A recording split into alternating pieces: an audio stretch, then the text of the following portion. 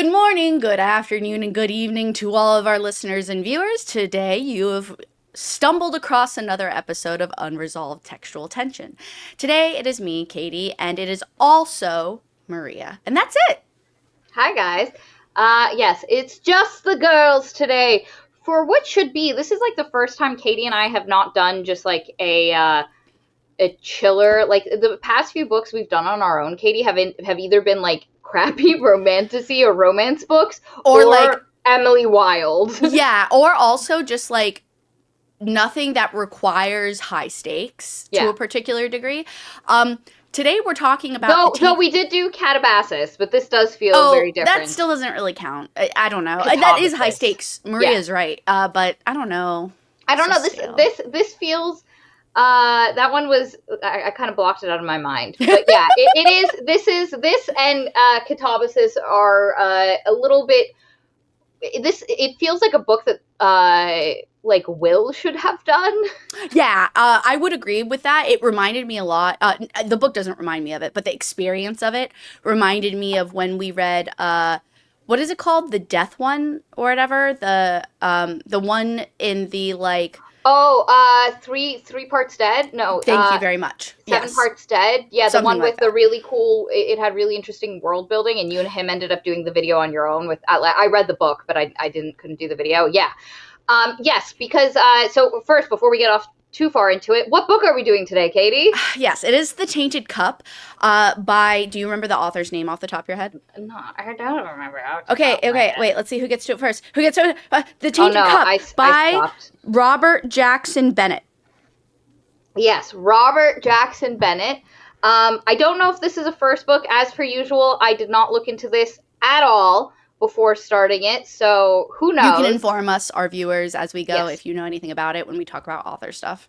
And this book was an odd experience for me because I started it expecting not to like it for some reason. Like I went in. Maria was like, I think Maria was about 3 or 4 hours. I mean, probably more because we were on higher speed. But she was like around the same place I was. And I was like, how do you feel about it so far? She's like, I don't know how to feel. And I was like, I like it a lot. Yeah, it's so the problem is I've already kind of almost touched on it with the comparison to 3 Parts Dead or 7 Parts Dead or whatever that book was called, where this book is very like world building heavy and the world is its own character, and I often find that books where world building is number one super unique and super thought out can often overtake the rest of the story.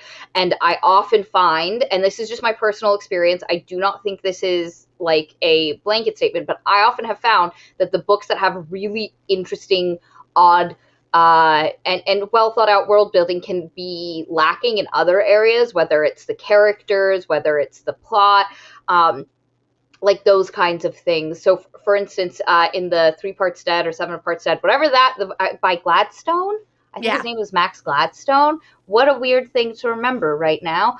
I found that I had a hard time with like the characters and some of the like plot points in that book where and that's just something that I find with really, really world building heavy books. And this world is really interesting. And so immediately I was like, I'm going to be disappointed. I'm going to be disappointed. And I went in just, and also I will say, while I enjoyed this book, and I have now come to the conclusion that, yeah, I like this book, there's also just something that it doesn't fully mesh.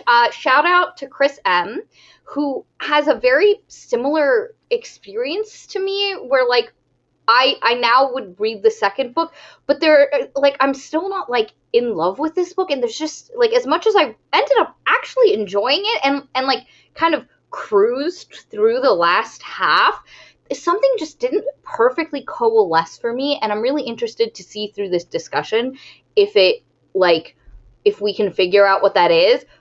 Despite that, and some specific things that I have to say that I'll say are critiques, for the most part, enjoyable reading experience. This is one of the better books we've read in a minute. Like, it really is.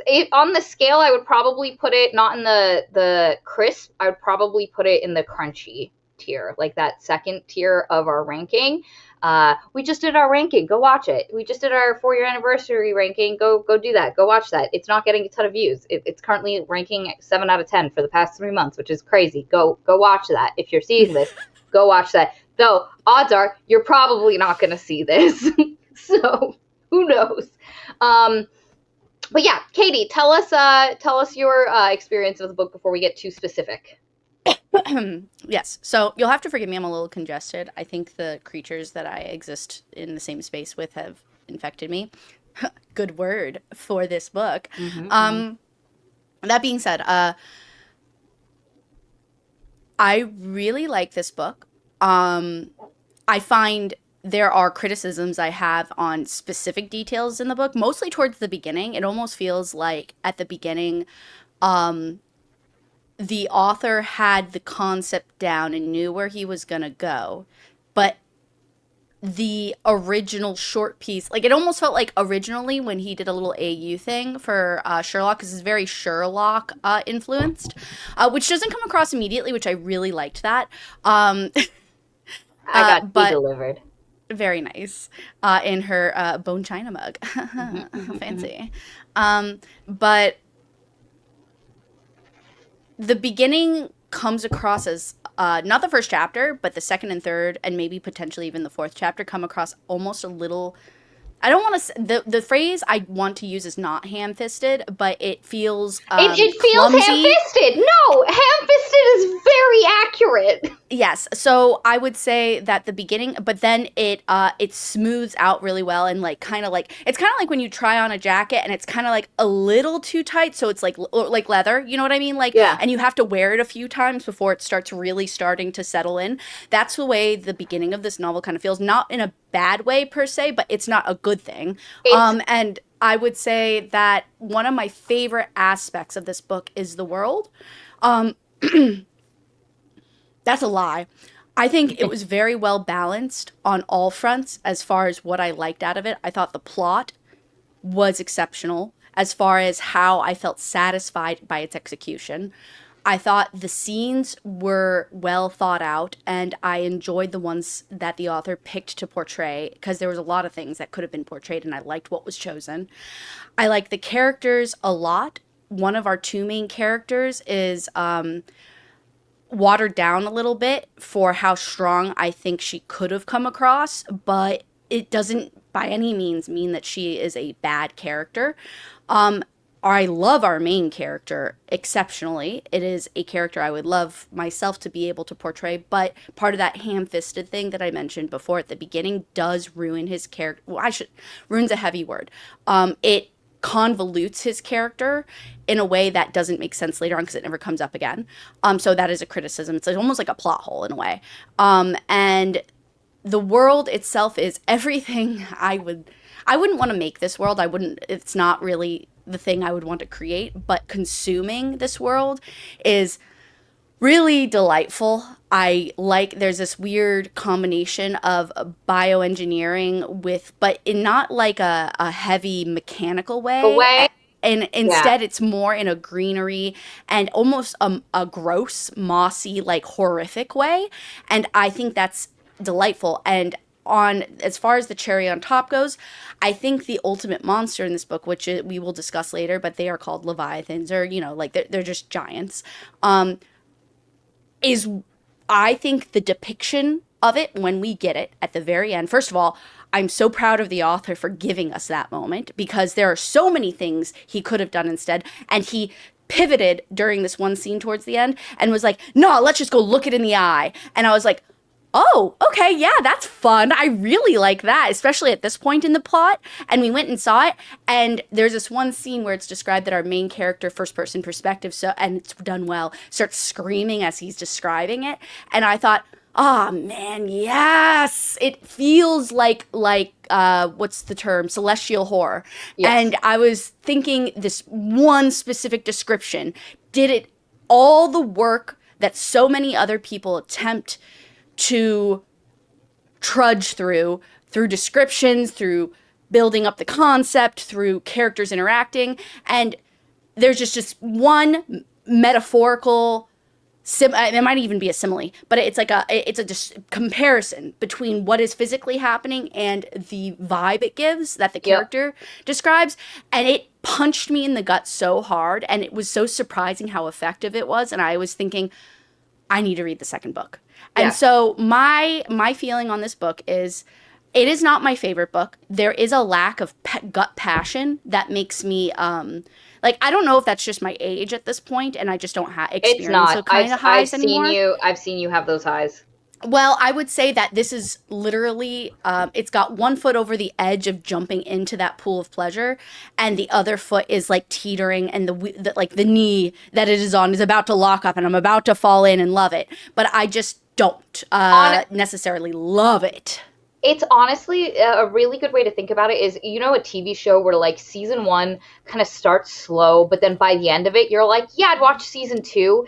And with all the groundwork being laid, that season two could be incredible. Like it could Yes. be, that's the feel of this where, and it doesn't have so it obviously is the first in a series because there are certain things, for instance, the little soupçon mystery of the Leviathans themselves, and we'll explain this in detail. But there's some things left untold, but it doesn't have first novel syndrome where it feels like it is purely just set up. It has its own plot, it has its own things, and while you are experiencing the plot here, which has a beginning and kind of conclusion for the most part, it is setting you up for something else, and it has the like little tiny, and in that way I actually find it is a really good first book Oh my because God. Maria, if this was like the first mission in a video game, I'd be so hooked on the video game. I would be obsessed like I was during God of War. yeah. Like, I think that I know there's a second book. I've already started it. But I know there's a second book. But if this continues like in a series, which is what I would hope it to do, like as in I would expect 6 books. Like I want 6 books, 6 or more. And because that's the way it's been set up, the heft of the world and the expectation of the engagement within it feels like it's supposed to be an epic at the end. Especially, there's this one description, we'll get to it, but he's like, I put my worn boots up, I had my straw cone hat tipped, and I had my sword at my side. And from the beginning and where he starts to this point, you're like, oh, this was the tutorial. And now we're about to get into the really cool epic fight scenes. And that's the way it felt. And I was like, if you don't give me 6+ books, then I'm not going to be happy. Yeah, it really does have the feel of setting up something larger, but at the same time having, so one of the things that I'm going to comment on that like I think could have been better is that the last tying up of the mystery had some stuff where we were being told things but we didn't actually see the evidence of them, and that's one of my biggest issues when it comes to mystery novels is I like to have, at least even if I didn't pick it up, I like for a character to have seen the evidence of it so that when it gets put together, I'm like, oh my God, I was there kind of thing. And there's just a couple small pieces in the tying up of the mystery that gets told to us. And part of that, I think, is like, there was so much that was needed to tie it up. And I saw someone in the Discord mention that, like, you hit the 70% point of the book, and the majority of the tiny details you need to put the mystery together have not been presented to you. And then a lot of stuff is just kind of credit. And I'd agree with this because you really get a lot of the little bits that come together in, like, that scene where he goes to the Haza estate that, like, finally puts everything together. And that's, like, after the 70% mark. And so there's a couple of people that are saying, so Pink Synthetic, you are so correct, Maria. Thanks. And then agree, Maria, some of the reveals feel like they came out of nowhere. And the thing is, I can see how the author tried to put them in there, but there was just so many, like, this was such an, I don't want to say complex. It was executed well. I don't know. I think maybe the bar for you guys is higher, but I don't think it needs to be that high. It's because it was a very complicated series of things, and while I wouldn't say it was not perfect, no, but I don't care. Everything else that filled in the other spots in the novel did what it needed to do for me, and I think for me, more importantly than anything, is there's a couple of points that I wouldn't be surprised if during our discussion a revelation will come and I'll think, oh, I that'll add to my critique list. But one thing that cannot be added, and even though there's a lot to critique, something that will not change during our discussion, I know for a fact, is that Din is one of my favorite main characters I've read in a long time. Oh, Din's great, and I'm not here to come for Din at all. Oh no! I'm just saying in general that I think that's one thing in particular. My point is this: he does so much heavy swinging for me that as just a character that I love. That I am so I don't give everything else is fine to me. Yeah. I think for me is I started this and I went, "Ooh, this is a murder mystery." And so if you say to me this is a murder mystery, I expect like the murder to come together and the mystery in the solving to come together in a way that is super satisfying. And I haven't read a ton of murder mystery stuff. Have I read the entire Sherlock Holmes canon? Yes. Which is relevant to this. Which is relevant to this. And like some other things. And so I might be like holding it up to the bar that is like the Sherlock Holmes canon. One of the things I want to do is read some Agatha Christie because I haven't. And I think I would enjoy that because I love a good murder mystery. It's always been something that I've enjoyed. And so I am in that way holding it to that standard where I think if this was just, more like a, because Katie's really right. This is like a bio-life sci-fi. And not in the like metal tech, but really not in a way that I've seen portrayed in a book before. Yeah. I've seen it portrayed before in artwork and a little bit in movies, mostly independent horror films. And then I think maybe once or twice in something animated, but not often. Yeah. And so it really is an interesting, but I think if it had just been like that setting adventure / empire novel, I probably wouldn't be holding those scenes to that standard, but it does play out and it is essentially a murder mystery. And the thing is, I love that. And I hope that the author continues. One of the worries I have is we're going to start the second book and it is not a murder mystery that slowly gives you more answers to like it has to. It has to be that. It has to. Because I'd like to see the author kind of like hone that skill a bit more, which is I think something that could absolutely happen. Initially I had a hard time where I really liked the world, but it didn't feel as like fully rendered on the page as I would have liked. But as the book goes on, it does like it builds on itself and it renders itself, and I really had a feel for what like certain things looked like, what the city looked like, what the like estates and stuff, and he like the author kind of comes into their own in that like latter half. It really, the first third you can tell that it like he's getting it's a leather jacket you haven't worn enough yet. That's all it is, and I'm okay with that. And so without getting into too much detail, because there's a lot of specific things, we'll go ahead and start. Premise. Katie, premise us. I can premise us. So the premise is this. We have our main character, Dinius Cole. He is in a world that is obviously high fantasy sci-fi. It is not a world like our own at all whatsoever. It barely resembles it, except for in the little minuscule puzzle pieces that come together between British vibes, Eastern Asian vibes, and South like Africa jungle vibes, and which is a wild triumvirate to say aloud. It took me each time you get more detail. I won't get into that anyway. So anyway, you have Dinius Cole. He is in a small backwater town. He has just gotten his job as a apprentice officer in what is essentially the investigative military section of this government. He has a boss. His boss is kind of crazy. He has gone to a very rich person's estate and discovers a horrendous murder, and he's pretty shocked by it. And from that, snowballs into a large conspiracy between environmental activism, giant creatures that are attacking the land that these people live on. Yeah. They have seasonal wet season. Or Yeah. they have wet seasons that every year where, and I don't know how long their calendar is. It sounds shorter than ours, honestly. But they have a wet season where every year there is a dangerous time where these gigantic godlike creatures called leviathans come up through the seafloor and they start attacking a gigantic seawall that they use to protect a. Picture this. I'm off screen. You have a wheel, and as he describes it, there are spokes in the wheel that go outwards. And as you go in, think Attack on Titan, as Maria said before. This was giving me mad Attack on Titan vibes. Yes, and so think Attack on Titan basically, and so every season they worry that a gigantic creature is going to come and kill them all, and in the interim there are. Things to investigate, and Cole has now stepped in a big one for his like first case ever, because prior to this it was all like money laundering, money fraud.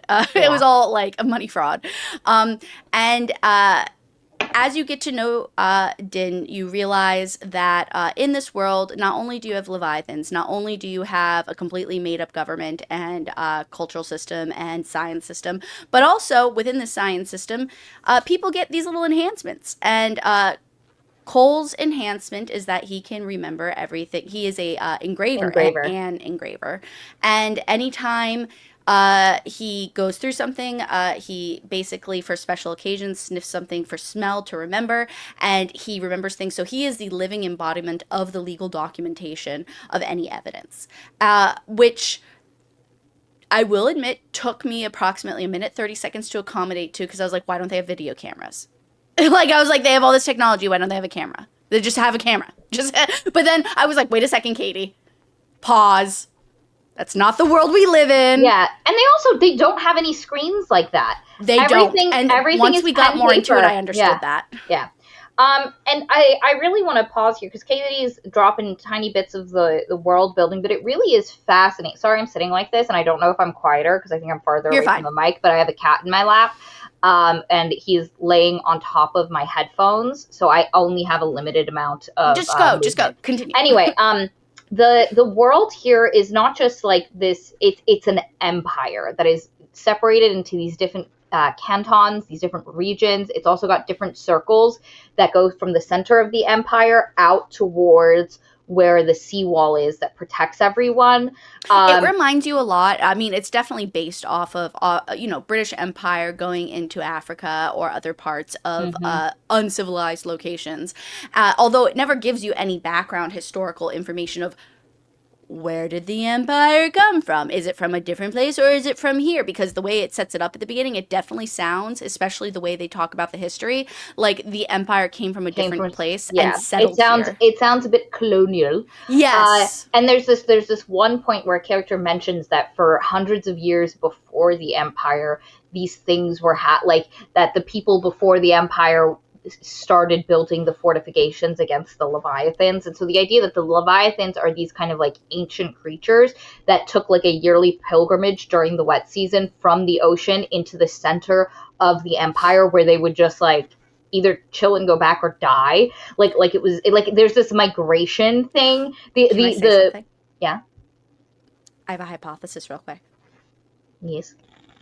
So, like Maria's saying, one of the things that you learn is that these Leviathans would come, and oftentimes they would just die. And when they die on the land, their body produces like new genetic variants of like flowers and plants and growth and its mutations. And that's why it's kind of scary for them, because they like having control over all of that and not having anything change.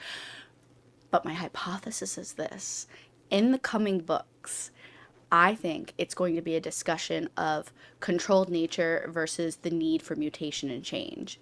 And so I think we're going to learn that these Leviathans need to come in, and we need these changes. Otherwise, bad things are going to happen. And so that's my little hypothesis. Yeah, it definitely feels like there's a natural process being stopped. Yes. It kind of reminds me of how in Botswana, there was a huge problem with elephant populations within the borders of Botswana. They have so many elephants, and the reason is, the elephants don't really have natural predators. They're kind of just out there vibing, and so like they can breed and stuff. And what used to happen is the elephants would migrate like the continent of Africa, but because of farming, borders, patrols, all of that stuff, the elephants had been hemmed in. So they're growing, their population is growing as it would have like forever, but they're trapped inside and unable to go to other places that they naturally would have gone. And so like the thing that then happens is to protect the landscape, because too many elephants will absolutely destroy a landscape, the flora of a landscape, and which will then affect the fauna and the biodiversity and all of that jazz. And inevitably the elephants in and of themselves. Well, no, they have to cull. They cull the elephants. No, what I'm saying though is that if that system was allowed to continue, then sooner or later it's going to choke itself out. Exactly. So what humans have done, instead of realizing that we've trapped the elephants in and they're not being naturally killed by predators, is they started like culling elephant population. Like they pick specific herds and take them out, which not great. Don't love. I love elephants, but this has a feeling of that, like again, of we've stopped a natural process, and we do not yet know the effects of stopping this natural process. But continuing with this, just kind of give you a flavor for the world, so we can kind of dump it all here and then like do the plot recap. So you have all of these different cantons and regions, and they grow everything they need to have a successful. So all of their augmentations, it's not like based on just technology. It is based on biotech, such as growing specific things that are. Oh yeah, go ahead. Sorry. That will affect you. So our boy Din, our main character, he is an engraver, and there are literal things in his head, little bugs that they put in his head that have done this to him. Came across as worms to me, especially when we came later. And I mean, maybe it's just like little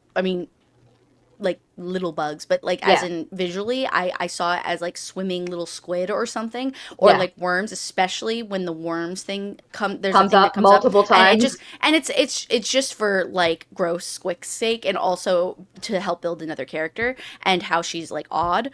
But as it was saying that, and when it describes the way he feels in just one scene in particular, where it bothers him, where he feels like his body is alien to himself, I'm like, oh, maybe he has like little wormy things, like leeches in his brain. Park has just said nematodes. Sonia said, I imagined them more as microorganisms. I'm too far away to reach the thing, so I'm not clicking it. Wait, Park.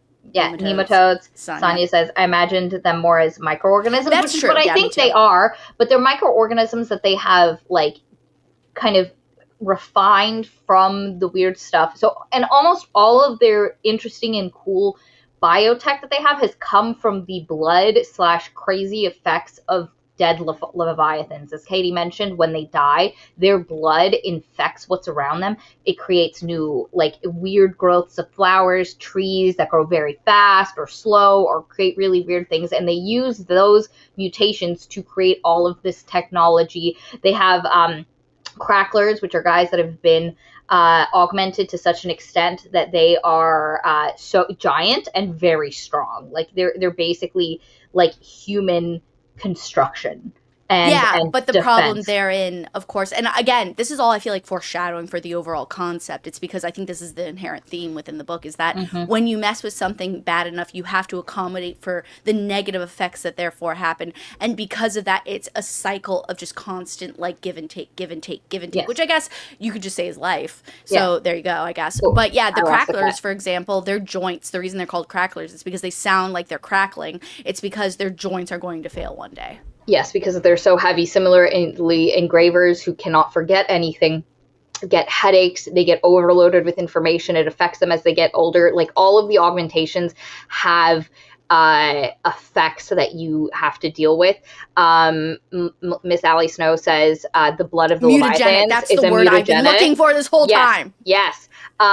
And Pink Synthetic also mentions with the Cractalers that they don't live as long. Yeah. And so there's a bunch of these different things. So there's engravers, there's axioms, which are really good at numbers and like doing computations in their head, because they don't have computers, but they have axioms who function as human calculators. It almost has the feeling of like. Are you going to say Dune? Dune, yeah. Yeah. How Dune doesn't have computers, but in this case, it feels much like the world itself feels, because Dune still has technology, like it has spaceships and stuff like that, and here we don't really have like that kind of setting. But there's apoths, who are people that work for contagions, and they can get specific augmentations, like they can smell things to such a level, like almost a chemical level. Miss Sally Snow literally brought it up, like the gal with the purplish swollen nose.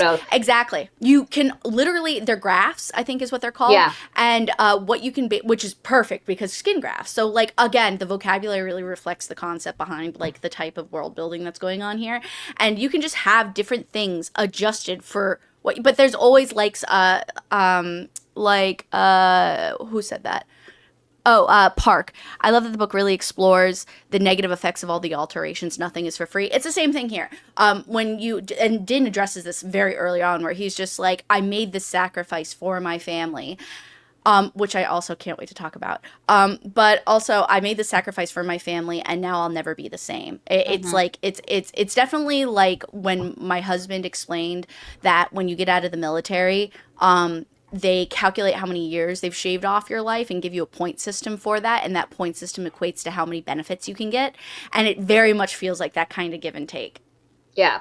And it's really interesting. And also the augmentations leave physical marks. So for instance, the people that that can smell really well, their noses are big and purplish, and any augmentation gives you a grayish or purple tint to you. People who have had like more augmentations.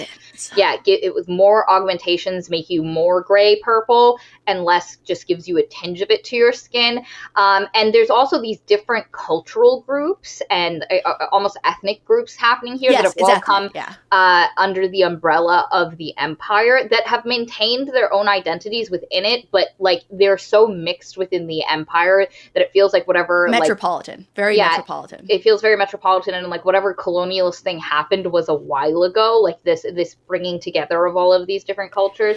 It also kind of, if you played Mass Effect, it has the same exact vibe as the Mass Effect like major city areas, where you see a whole bunch of different aliens coming together, and you know that this has long since been the case, but there's still, of course, like one thing we don't see in this, which I thought was interesting, was any mention of racism.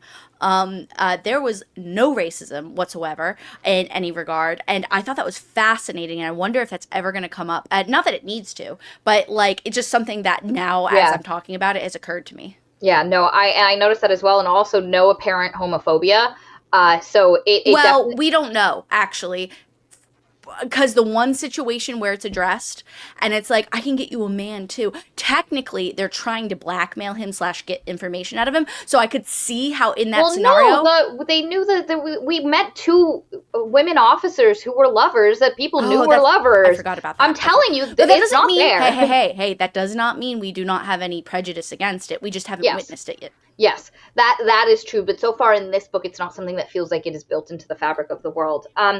And also to bring like the biotech, just to like couch you in it even further, there are literal like locks, like doorways that are plants that you have to have a specific like set of pheromones, smells, and things that will make the plant. It's called a reagent key. Reagent key, thank you.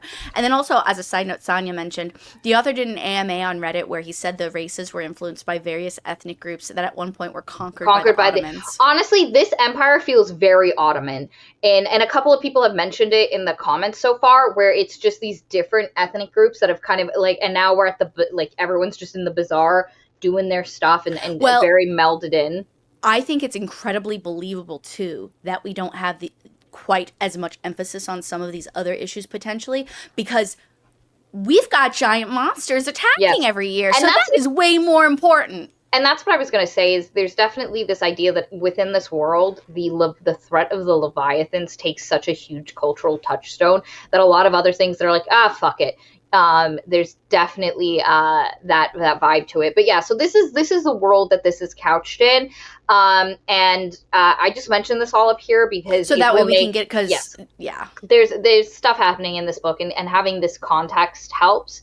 Also, all of the stuff that causes these reagents that can do these augmentations, all this stuff is held in the is grown on land that is held by specific families. It is Called the not owned gentry. by, yeah, it's not owned by the Empire. The Empire does not own enough land to grow all of this stuff. The gentry, which are private families, own a ton of land, and thus they have huge political sway, because we need all of this stuff to do any of the stuff we need to, and to build the fortifications we need to combat the reminded Leviathans. me a lot of, like, there's something swimming around in my memory banks about something. Yeah, Privatization and What capitalism. Pink Synthetic says, which is privatization versus capitalism. But And and there's something swimming around where I just feel like, and maybe it's just from another book, but of course, obviously this has happened in world history. But I feel like there's something specific, and maybe it is the British Empire specifically that I am thinking of. But it's just the idea of needing to gerrymander, or needing to people please to these noble families. It very much, like, it also in a weird way gave me, I don't know if this is the correct term, Edwardian. That's like Pride and Prejudice, right? yes. Yeah, it gave me vague, like literally just like a hint of Edwardian vibes when it mentioned that, because all I'm thinking of is like these really big Darcy-esque families, like, except for in their own, like, they're not exactly like that. For example, the Haza family, which is going to be a major point in this book, is very like Eastern Asian vibed in some places. And so I don't want to specifically point at a country, because I didn't get like a specific country vibe. I just got like slightly different than, say, the British tones and the other things that were very obviously like that influenced, or the jungle part. And it just gave me that like little Edwardian tinge where it's like, oh, look at these long, beautiful estates of gorgeous grass untouched by the Leviathans for ages in the inner rings. And from these, this is where they grow, and this is where like they have like fertile, safe land that you can rely on these things for. But anyway. Using Britain as an example is really apt, because like, if you think about like the royal family itself, like they didn't own a ton of land, but they had the fealty of a bunch of land owning gentry that would produce food, and then they took a portion of that to support the empire and all of that. So it actually is a very apt example. But yeah, it's a very interesting world, and God, there's this like the building of the seawall and how they like it, there's so many cool details in this. If you like interesting world building, and you're also like, man, I like a story where it feels like this is how something would develop with a like society that's different to ours, and also like the author goes to the effort of different month names and different like ways of talking about certain things. And it feels so good, doesn't it? And it does. Now, at first, it is overwhelming. There's so many new Funnily words. Enough, it never bothered me. Oh, no. And again, this was part of the thing where in the beginning I was like... Oh, leather. Yeah, again. Yeah, because there's so many words, and once you start finding... And, like, the names are very, like, they're not, like, normal. Like, the family names aren't normal names. The people's names are so different that you lose track of who people are until you get to the point that you memorize them. And there are certain things that he names in ways that make sense, like the apoths. The apoths are apothecaries. Yeah. You know, the engravers, the axioms. It engraves in your mind. Axiom sounds mathematical, and also, and all of that stuff. And so he is picking words, good things for these words. But in other places, you're just like the months, like the month of Egan. I was like, oh, what time of year is it? You know what's funny, though? Is that spring? I think I know why it didn't bother me. There's enough context clues that I get what he's trying to tell me by mentioning this. And I'm supposed to associate that word with this vibe, so that way when it comes up later, I don't have to, like, memorize it. So I thought he did a pretty good job on that, actually. Pink Synthetic made the point. My brain is pretty good and at not bothering to try to remember things until the book brings it up enough times to prove it's relevant. Yeah, exactly. And for me, especially given, like, my role where I'm, like, the person who's supposed to remember shit within the podcast, I'm from out the gate, I'm like, what's that? What's that? But that's so funny that you say that. It's because I just as a side note, I encountered that last time with when we did The Witcher with Val and or when I did The Witcher with Val and William, and Val like recalled all this stuff, and I just thought, I also remember things, guys. You can ask me anytime. I'm just get off. The problem with me is that I can't give you a straight story. My thoughts wind off. Yeah. So, but anyway, that being said, can we let's get into the plot? Let's get into the plot. Okay, so this story starts. Let's switch off back and forth too, because I would love to retell some things. Yeah. And I mean, listen, you go if you want. You can go. May I do the first chapter just because it left a really big impression on me, and I know I can recall it really well. Yeah. No, you go. Okay. Cool. Thank you. Thank you, madame. Look at her relax. I mainly do it because y'all can't remember shit. Yeah, well, this book, I'm really good. It also depends if it's a book I liked, honestly, which I think is fair. Even with books I don't like, I like, 'tis the responsibility thrust upon me. 'Tis the responsibility. Like, I know all the names. I've got them. I'm fucking locked in. The only name I don't know is this one dude. I think it's Stovis. Actually, never mind. I know his name. You know who it's Stovey, but yes. Stovey, yeah. I that's the one name that I was like earlier. The cute, curly-haired boy. Yeah. Anyway. But anyway, besides that, I've got all of them. Anyway, continue. All right. So our book opens up. We have Denny as Cole. He is arriving to a crime scene, and he is walking up with basically a cop officer guy. He technically now has a higher role or position than the cop officer guy. But of course he's brand new to this role. And as we are told immediately, Din has only been in this position for 4 months. What position is this, you ask? Well, the cop guys of this world have discovered a murder, and they asked an investigator to come. However, the investigator in this canto, this region, did not come. She sent Din, her assistant. And we're fed slow dripped this important information very quickly that, again, Din is inexperienced. He is a recent academy graduate. He recently acquired his engraver skills and as we are told, although it never comes up again really, the engraver skills are basically, think if you've watched or seen or read, whatever, Dune, what are the guys called that do the eye things? Mentats. That's what, it's like not exactly the same. It's more like just rapid eye movement. The mentats feel more like the axioms. Yes, correct. To be honest. But yeah. Yes, but just the eye thing, it reminded me of it a little bit. The ability to recall like that, where you're just standing like a computer. It's interesting because as you are given Din walking up to this estate, he's never been to such a rich location before. He feels uncomfortable in his role a little bit because he can tell this other gentleman by the pearls that he wears, which I really liked that little like ocean nod because of the Leviathans and everything coming from the deep ocean. He's got pearl dust, ladies wear pearl dust, excuse me. I just really wanted to say that word. But the guy's wearing this like pearl vest thing, and he realizes this man has probably lived through so much more than I have thus far, despite being in a position that may not require too much.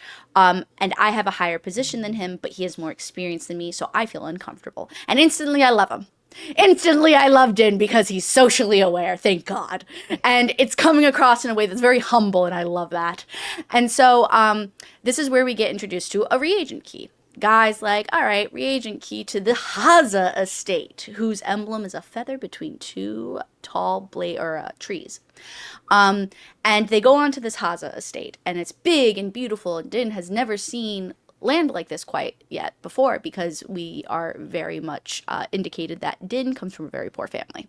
And so Din goes onto the scene, and I'm going to wrap it up and not spend too much time, but the essence is that we get a nice, long, slow introduction into this world through this first chapter. And it is Din basically walking into where the murder has taken place. And we also have these, I want to mention it now, their walls, because the Leviathans come so frequently and it causes quakes in the earth, they can't really build like multiple stories of stone because then it would just crash down. So instead they have, what do they call it? Paper something? what fern paper. Fern paper. They call it fern paper, and so the walls are made out of fern paper, which also strikes me as Eastern Asian. Yeah, it very much fits into the Japanese practical aesthetic of using wood and tatami paper to build their houses because it's incredibly quick to rebuild afterwards. If a terrible thing like an earthquake or fire or anything like a bad storm happens, you can get a house up in like a week because of the type of building materials. And it's not, if it's something comes down on you, it's not going to just like squish you. Yeah. You know? So I really loved this usage of it. Again, there are multiple instances of world building like this that make it feel realistic. So it gives you a very big emphasis on the fern paper here, and I really like the description of it too, which is fun. It's because it really, that comboed with like all the greenery and the vine and the reliance on plants and stuff, instantly you know this world is very like earth. Different. Yeah. And so he enters the murder scene, and it's in a room, and it is a guest that had been staying at the house who has had a giant, it looks like a tree, it's not a tree, but it's called dapple grass, as we, dapple glass or grass? Grass. That's what I thought. Grass, as we learn later on, but it is a big shoot that has grown from seemingly within this man, and it is a horrific sight where his jaw is like hanging open and there's a pool of blood, and his one boot that he had is still full. It's a very gruesome scene, and instantly I'm like, yes, greenery, plants, and blood. And so I just really liked that. I this whole time I'm like, I don't fucking know how I feel about this. I'm not sold. Like, I think the beginning is, like, it is good for all of the reasons Katie's telling, but as a reader getting into the world, if you're not primed to immediately jump in and enjoy this, it takes a second. Oh, no, it is dapple glass. I thought it was glass. Yeah. Anyway, and I'm sitting here like, prove to me you deserve my attention. Yeah, no, literally. And all, because there's just so much stuff happening, and it's a walking into an investigation scene for I don't know, continue. Yeah, I got you. Yeah. But so anyway, we get a lot of Din's inexperience here. He's a little queasy. He's trying his best to appear professional and composed. So he starts, he smells lye from one of, that's what I was going to mention before I didn't finish saying. So one of the things they do, engravers, is they use smells to help recall specific, like when they really want to recall things very specifically. And so even though Din's the only one that uses it of any of the engravers that we see, which I thought was a plot hole. No, the other engraver talked about how he didn't have his sense on him, because we never see the other. No, but we have another engraver too that comes up, and we never see any portrayal of it, which I think is a fault. I don't. They're both much older than him, so I imagine their recall, and because they talk about using them to concrete a memory, but then they don't need it to smell it to put them back into it. But like, what's his face literally says when he goes to the party. And to be fair, also, honestly, Din's an investigator. Yeah. And the others are not doing what he's doing, and you're right. Yeah. I see what you're saying. Yeah, because Uhad says when he went to the party, he didn't use a smell to ground it. Yeah, so that makes sense. His vomiting is not like super accurate because of that. So it is acknowledged as something they do, but for specific investigators. Fair enough. Anyway, I will defend the book there. Okay. So anyway, Din takes out a glass. They're called glass sniffers because of this, but this also never comes up. I'm curious if it'll come up in a later book. Because why else mention it? But anyway, so again, this is where I say ham-fisted, because there are some details that come up at the beginning where it's like, but this doesn't have any relevance later on. So is it just for the sake of really punching in your world building, or? But anyway, so he smells some lye. He goes around. He picks up little details. He specifically looks at like the ground. Are there any footprint? Like all this stuff. And at some point he vomits outside the window, and I think he actually vomits like on people, but it doesn't specifically say. But anyway, which I liked. I think that happens after, or no, it does happen before. It's when it's ironically, he's afraid of throwing up when he sees the corpse. But then what really twists his stomach is his fear of failing.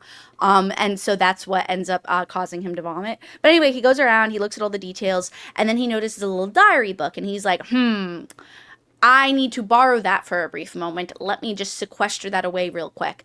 And then he which he's not supposed to do. He's not mm-mm. supposed to, by virtue of being an engraver, he should not have to take something out of the scene of the crime. But continue, Katie. So anyway, you know, he looks there and then he continues. He's like, okay, let me see the rest of the property. Let me interrogate or slash speak to the staff. And so what we get is we get him going outside. We have a brief moment where he takes out the book and he has to read it aloud. And this is where we're introduced to the concept that basically Din seems to have like, not, it doesn't seem like dyslexia per se, but it does. It's, it does seem like, no, but it's like also dyslexia. Maybe it's a form of dyslexia I'm thinking of, but I feel like there's also something else that makes words shake. Maybe it's dyslexia, and I'm just like, bleh. But anyway, the point is he seems to have that. And so this is a deficit for him because he's supposed to be able to just look at something, whatever, and he can just recall it. But he can't unless he haltingly, horribly, in a huge struggle, read the words aloud to himself so he can hear his own voice back and recall it that way, which I thought was a great character flaw. Yeah, but anyway. This is a really awesome character flaw because you think about all the ways in which it has affected him, and we get little bits of it. And it's also nice because there are ways in which Din is going to be like, not the super most specialist boy, but a special boy. And it works because of the flaws he has and the weaknesses he has in his character. And this is a really awesome one because it actively affects him at a later point in the story that he has to compensate for in a like interesting way. And it works. This was one of the moments where I actually was like, okay, I think I like this main character. I'm not sure yet. Because again, I was still skeptical AF at this point in the book, but I liked that. I remember going, "Ooh, that's." And I also thought, as a side note, at this point, well, not at this point quite yet. It's towards the end, so when we get there, I'll say it. So anyway, he reads it back. He realizes this is basically a quick diary of where the man who is an engineer captain, which is a very big deal in this world because engineers are the ones that help make the wall work, to protect us from the Leviathans. He was a captain. And his name is Tactosa Blast. Yes, Blast. Tactosa first name, Blast last name. There are multiple people where I'm like, was that a whole name? First name, and once I started actually reading and listening to the book at the same time, it became clear. But yes. Mm-hmm. So he realizes that in the book we have basically just what dates he was where, whether or not the location he was at passed inspection and all this stuff. So anyway, he puts it away, he puts it back where he found it. Then he goes to interrogate the staff, and there's a gardener. Gardener seems like an old man, too old to be a gardener anymore, he specifically notes. There is maids, the maids mentioned that Blas was unfortunately a skirt chaser, and he definitely sexually assaulted a few young women there, which was not great. Not great. We don't love. No, not at all. And then the head maid lady is definitely got a stick up her butt, and she's real rude and very like, holier than thou. She specifically says, "Where?" She doesn't even look at Din, and she's just like, "Where's the investigator? You're not the investigator. Why would she send a boy like you?" Like, that kind of stuff, whatever. She's a real bitch. Anyway, he investigates. He learns that Blas is a very big friend of the Hazas. How big a friend? We don't know because nobody knows. However, the Hazas aren't even at this place. The Hazas, as the head maid lady says, she says, "Oh, but the Hazas own so much land. This is just one of many. Of course they would entertain guests while they're not here. Why must they be here?" And so, sorry, I'll stop with that voice. But anyway, that's what she comes across as. But anyway, we learned that Blas was here, staying in the area, and instead of staying in the barracks where he should, he was staying at this really nice place at the Haza house. And so, you can take it from here, Maria. Okay, there's 3 specific things we need to mention from the investigation that come back later on. Number 1, the fern paper has moldy black spots on it. Why does the fern paper have moldy black spots? It's weird. That doesn't normally happen, especially in rich people houses, because they have these specific giant mushrooms that regulate air. Oh my god! And cool. Wasn't this so cool? Yes. Again, at this point, I was like, because I've really been burnt by mushrooms in the past in books where there's been too many mushrooms, and I immediately was like. Yeah, with these mushrooms. mushrooms in particular, they're like little AC units, Yeah, and but they deal with humidity and and they heat. blow out Because cool air from yes, warm, humid air. this is because this entire environment that we're It's going to be in, jungle. and it's hot and humid, and you get a feel for it. Someone in the Discord mentioned that at a certain point they almost felt sticky based on Yeah. some of the descriptions. But anyway, so the fern paper, which again are the walls, in a couple of places, specifically one being the shower in Captain Blass's room, has these black spots on it. The flower on the weird plant that bursts through, and we don't know what it is yet. No one here knows what This is. plant is. They've never seen anything like this ever happen. But And it this is has. also, by the way, called a contagion. It means a mutagenic of some sort for the plants that have not been approved, and it has gotten past the wall or something like that. Yes. Anyway, continue. The flower has a specific smell, and there is a little pot of that Din opens, and he smells it, and it has a specific smell that he registers because he's like he can, on top of memorizing scenes and stuff, he can also memorize scents and use that as linking. And this so one he was smells like clovey and cinnamony or something, and or citrusy. orangey. It had Yeah. like an orange thing to it, but anyway, it has a specific smell. Also, that mushroom that regulates the air, one of them, died. That only happens when they're Too much moisture. when they're exposed to too much moisture. So he has these pieces, and when you're watching this, you don't pick up on these specific things, but you are presented them, and I need to mention them now because they all come back together at a later point, and they're like the kind of the most important little bits. But anyway, he goes back, and we get to see, because the entire time you're like, where the fuck's his investigator? Why is he here by himself? Everybody's like, why isn't your investigator here? And at one point, the one Princeps, the police officer guy, is like, would it not have been better to have, like, because the Princeps is skeptical about him at first, and then at the end is like, you actually did a really good job, good job, little buddy. And then the Princeps asks, but wouldn't it have been better if your investigator had actually been here? And with zero hesitation, he says, absolutely not. Absolutely not. It would not have gone better. And immediately you're like, who is his investigator? And this is where a little tiny kernel of like, oh God, I hope this isn't what it's about to do. And it does. Wait, pause. Before you get into that, this is where I wanted to mention, is that okay? Yeah, go ahead. Okay, cool. Sorry, I was just reading Thea's you're fine. comment. But this is where I wanted to mention the first person perspective. First of all, one of the best executions of first person perspective for the special uses that first person allows you to take advantage of, because at this time, from Din's perspective, up until this point, you think, okay, so he sounds like boyish, he sounds young, he sounds straight edge, he's just like kind of going through the motions. In fact, he might even like, I was a little worried maybe he would be boring. And then from the precepts and everybody else's responses to him, you learn he is a cold, excuse me, let me rephrase, a stone cold bitch of an assistant. He has no emotions. He's going around. He is like robotic, but in a way that's fun. It seems like it's because he gets the job done, and he's not rude. He's incredibly polite. He just doesn't read him having to make allowances for other people's emotions. And it's a really fun comparison in this moment. And I was like, okay, let's see how this goes, because I can't tell if I'm going to like him. But anyway, continue. Yes. The part, this is the ham-fisted scene, by the way. Yeah. It overall is just so frustrating because it's going to be making reference to something, but it's a reference to a specific version of this thing I love, and it almost really put me off the book. And again, I was still skeptical about this book at this point. So he goes home. He's going to where his investigator lives, which is in the middle of the country, like, again, jungle. So he goes through the small town vibes, and he walks through the jungle portion of this area. So like the really shitty part of a neighborhood that's not developed at all. And it's like she lives like in I a pictured little a cottage. shack. Yeah, like it's like in a cottage in the middle of the jungle, like very isolated. And as he goes in, he hears voices, and he's like, This "Oh is a funny no, scene, though.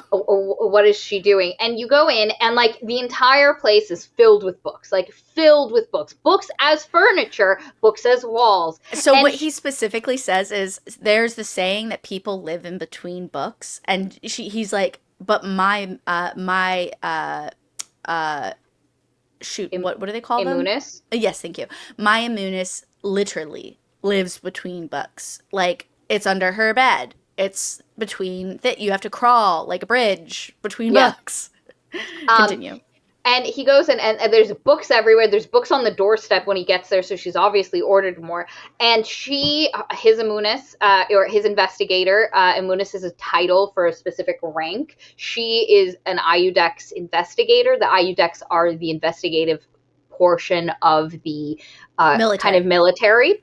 And he goes in, and she's like on the floor, like fiddling with shit. And there is a man sitting being interrogated by her, who's like looking at Din like, please rescue me. And basically we're given Hollywood Sherlock Holmes. Yes. Yes. Where and her name is Anagosa Delabra, and we call her Anna for like the rest of the book. That's mainly how we're going to refer to her. Sometimes other characters call her Delabra by her last name, but Din refers to her as Anna.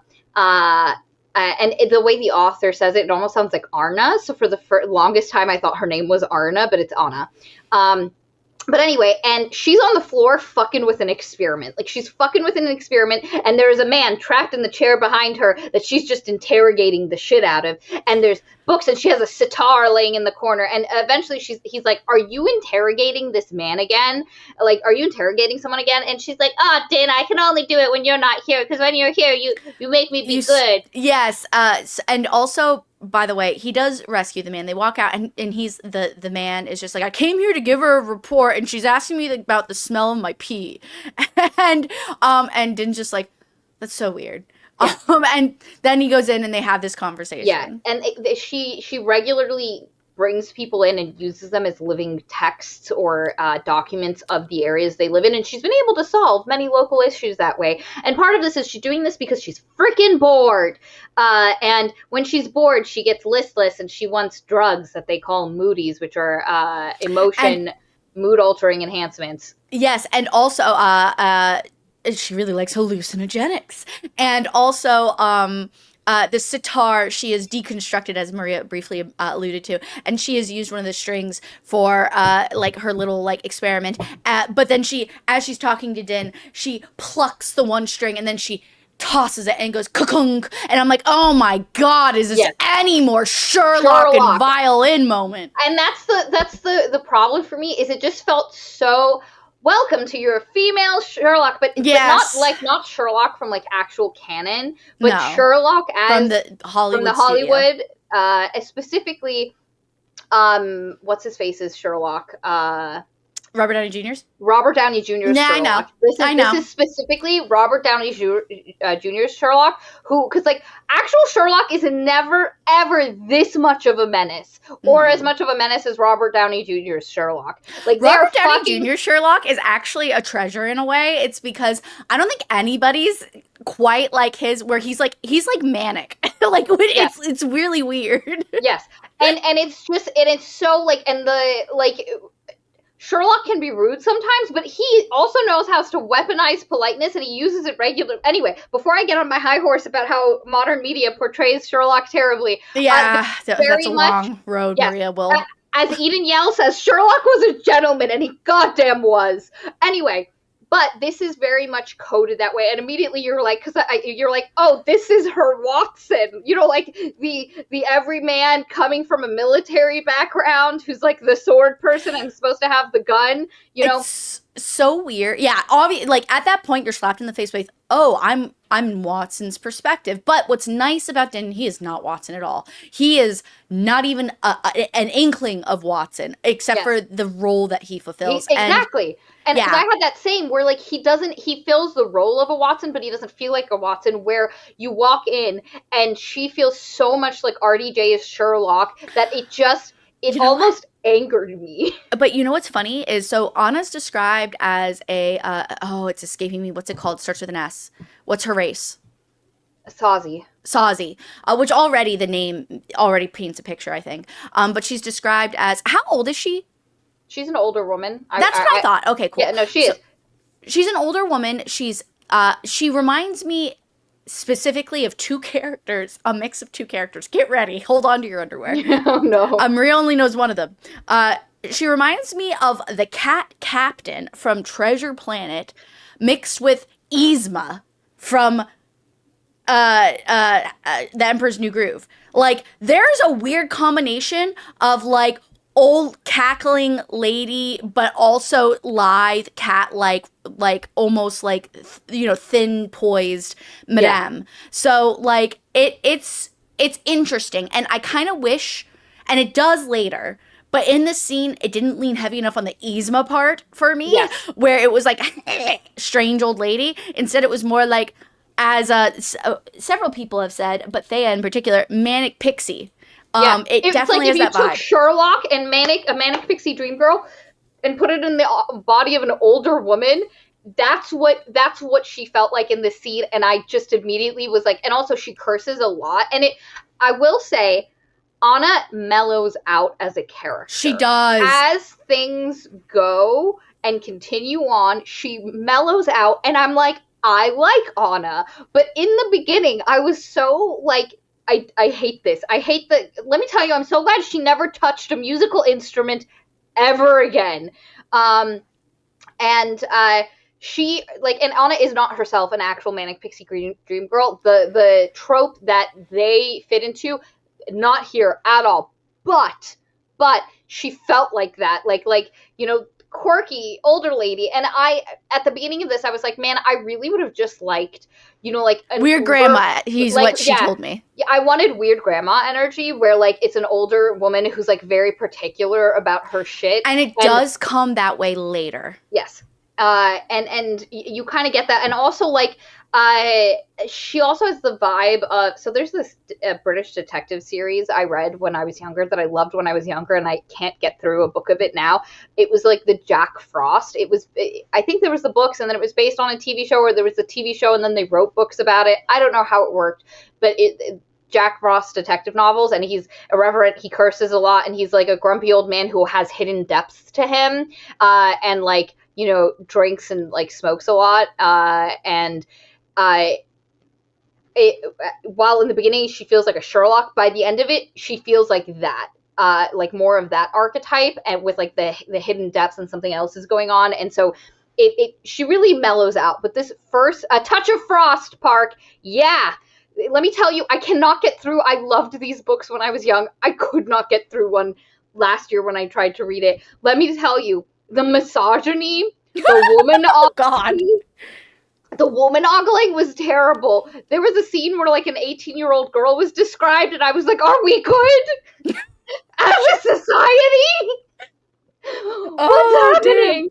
Damn. But anyway, so like we've said, this scene, this is the part where you put on the leather jacket fully on. Like you kind of slid your arms into it before, and you're like, okay, this is kind of a nice jacket. But now you put the shoulders on, and you're like, wow, this is a little tight. Yeah, this is uncomfortable. Yeah, and so anyway, of course, Din is like, oh, by the way, someone's been murdered, and Anna's like, okay, well, actually, what really, and this is great characterization too. What actually happens is Anna's like, well, I can tell from your demeanor that whatever you just went and investigated is actually not a normal murder. So please tell me. And he smells his lie. He recites the events almost like a recording. Like he's like the way I read it is. And the way you'll read it continuously is that it's almost like everything you were given from the first person perspective narration is what she is now experiencing, except for minus the like exposition parts. Yeah. So it's kind of fun. It's because it's like a quick recap, but done well. Yeah. And you don't, because you don't get any of it. He just Mm-mm. says he went through everything. And there's a moment where he mentions that he even takes on the intonation and the accent of the people that he's giving the dialogue to, which I loved as a little detail. Yeah, so he tells her everything, and she's like, "Ooh, fantastic work! This is delicious." Because again, before this, she was like, "I'm bored and listless. Get me drugs." And he's like, "No, I'm a good boy who remembers the entire rule book for the entire Iodex rules because I'm a frickin' engraver. I will not go get you illegal drugs." And not just that, but also he's like, I just got this job, dude. Yes. Excuse me. I just got this job, Mom.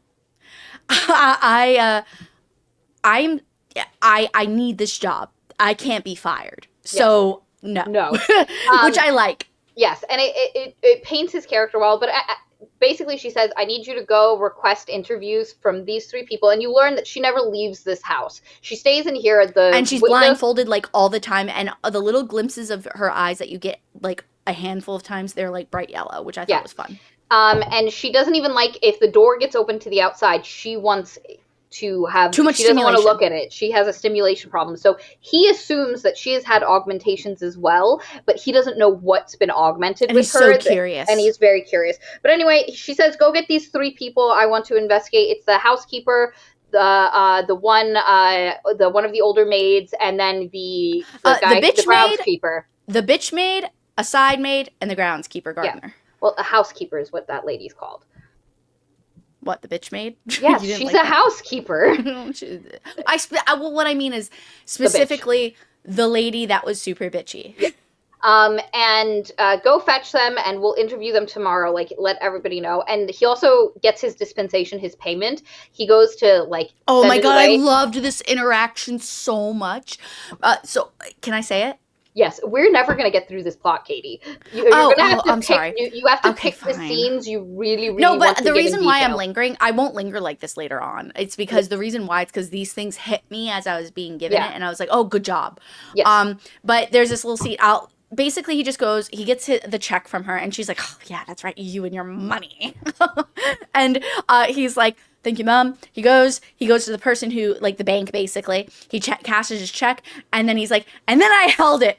And then I was like, I'm going to do something different with it this time. I'm going to have a luxurious time with it.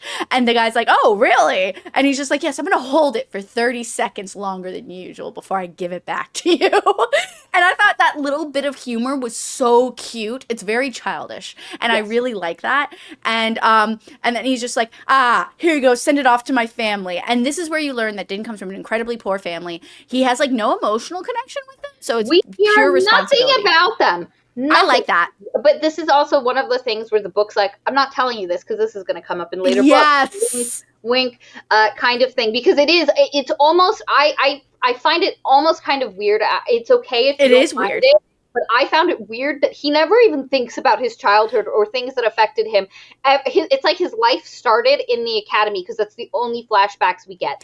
Anyway, which I think works in a lot of ways. Number one, probably like device-ally wise, right? Like that's not a word, but device-wise, because like you said, like Maria said, it's probably going to come up later and it's going to be a whole story. But second-wise, it makes sense because he had a major biological adjustment to his body. It kind of like, I can buy with how much is going on that I don't need as the reader that support of his background at this moment. Will I need it later? Yes, there were specific moments in this book where I was like, there's a vacuum here, and I don't really know what to do with it. But the problem is, this is first person. And let me tell you something about humans. We think about our childhood a lot. Yes, and we make connections with our family. Like, this person reminds us of our sister. This person, like, the way they said that reminds us of... And so... Maybe his memories from before, we don't get this. We're not told this. This is me presuming. But this is you presuming. Maybe, like, it's just farther removed. Like, it's like an old lifetime. And but the thing is, I feel like it would have said that. Honestly, it felt like the author hiding something. It did. This is one of the moments where it's author's hand, where the author was like, I'm not going to mention this because we're going to deal with this later, and it's going to be a surprise. Wait, how do you say goodbye in French to mon chéri? Au revoir. Au revoir. Goodbye. Have fun at brunch. Anyway. Yeah, so it feels like the author's hiding that from you. But anyway, there's also this whole thing about that we learn here that is important because it will come up later. There's this one guy in the barracks that Din lives in that hates him because Din failed every single exam as for an IUDEX position except to be an investigator's assistant. That was the only one he didn't, and he passed that one amazingly, hella flying colors. And the other ones he failed terribly because they were all written exams and you have to write. And as we know, our boy got dyslexia. He's not good at the reading thing and he's not good at the writing thing. And you can't just read aloud slowly, exams be examining. And so this one guy's like, I know you fucking cheated. And we get this scene, not because this character is ever going to come back again, but this character's been addicted to him. I think he's going to in another book. I mean, probably, but the scene is here so that a character tells us this information in a way that works organically. And basically, it is to impart the fact that he did something that made him pass his last exam. But one of the things we know is that Din is actually very smart and that his ability to pass the exam was only... It's obviously there. Like, yes. He's not dumb, but there's something. And as Pink Synthetic said, his superior offers all, how did you do it, you little shit? Yeah, how did you do it? And it immediately puts it, as the reader, we're like, ooh, how did he do it? And Din's like, and then I scurried away after that. Yeah. But anyway, the next day they have the interviews, and basically from these 3 interviews, Anna is able to immediately realize that she had an idea of how this happened, that the groundskeeper actually helped the assassin get in and put the dapple glass, because she immediately, when Din describes the weird plant and the smell, she's like, oh, that's dapple glass. It is a contagion that started affecting the Apati, something like that. Another region. Yeah, this other region. And it this other canton decimated it because it was growing everywhere. Like, it just spread very quickly. It grew in people's skin. Like, the spores got into people's skin, people's livers. And and then more of the horrific nature of the body horror comes up. Yeah, and it went so fast at a certain point. Oipot. Thank you. Good job, Pink Synthetic. And they eventually just had to close off the entire canton and just go, well, that sucks. And then Godfire it. Yeah, the survivors that came out of it. So there are still Oipati people out in the world, but they're a tiny fraction of the population they once were, and their homeland is just completely decimated because they had to burn the contagion of this dapple glass. And so our girl Anna knows about this because she's heckin' red, and she, because when Din described the smell and everything, she's like, dapple glass, weird way to murder someone. And you have to get the contagion in, and it is released by steam. So the groundskeeper helped someone get into the Haza estate, and basically they had contacted them beforehand and were like, hey, if you do this, I will give you lots of money. And the groundskeeper was like, I need lots of money because I'm too old to be a groundskeeper. At some point, someone's going to notice, and I need money to support myself and my family. And the one thing that you notice in this world is that if you didn't have a retirement plan in place, like you would at, for example, in the military or something, you're fucked. It does not seem like there are any caveats or easy jobs that older people can access, nor are there any retirement homes or anything like that. Especially not for servants for gentry families. It's not a thing. Unless the family is supporting you in your old age, it's not going to happen. And not for this groundskeeper. This isn't Downton Abbey.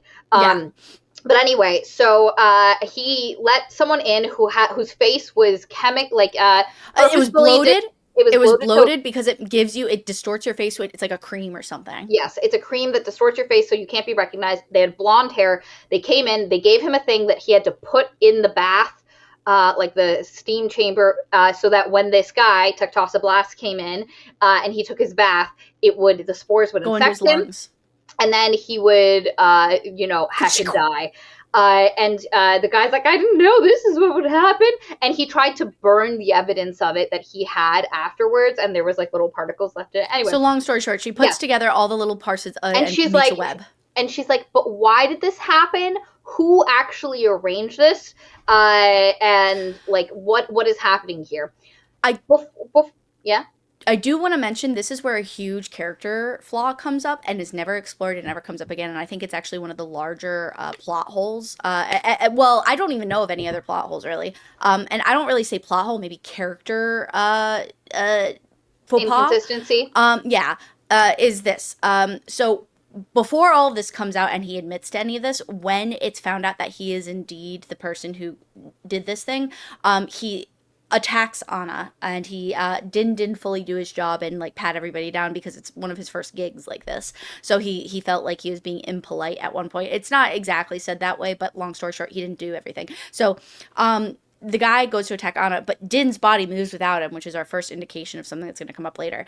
And he ends up attacking the man, but he beats him into a bloody pulp to the point, like it's like this, like Anna's like, stop, stop, stop, stop, stop. And so finally he stops. She has to throw something at him to like a book snap him out of this. And it's like, and then she specifically says, now Din, well, I'm perfectly fine with your anger outbursts or something like that, to that effect. And then it never happens ever again in the book. He never has an anger issue. Yeah. Now, that being said, I'm glad because I hated that part of him. I was not okay with that because it didn't seem in line with the rest of his character.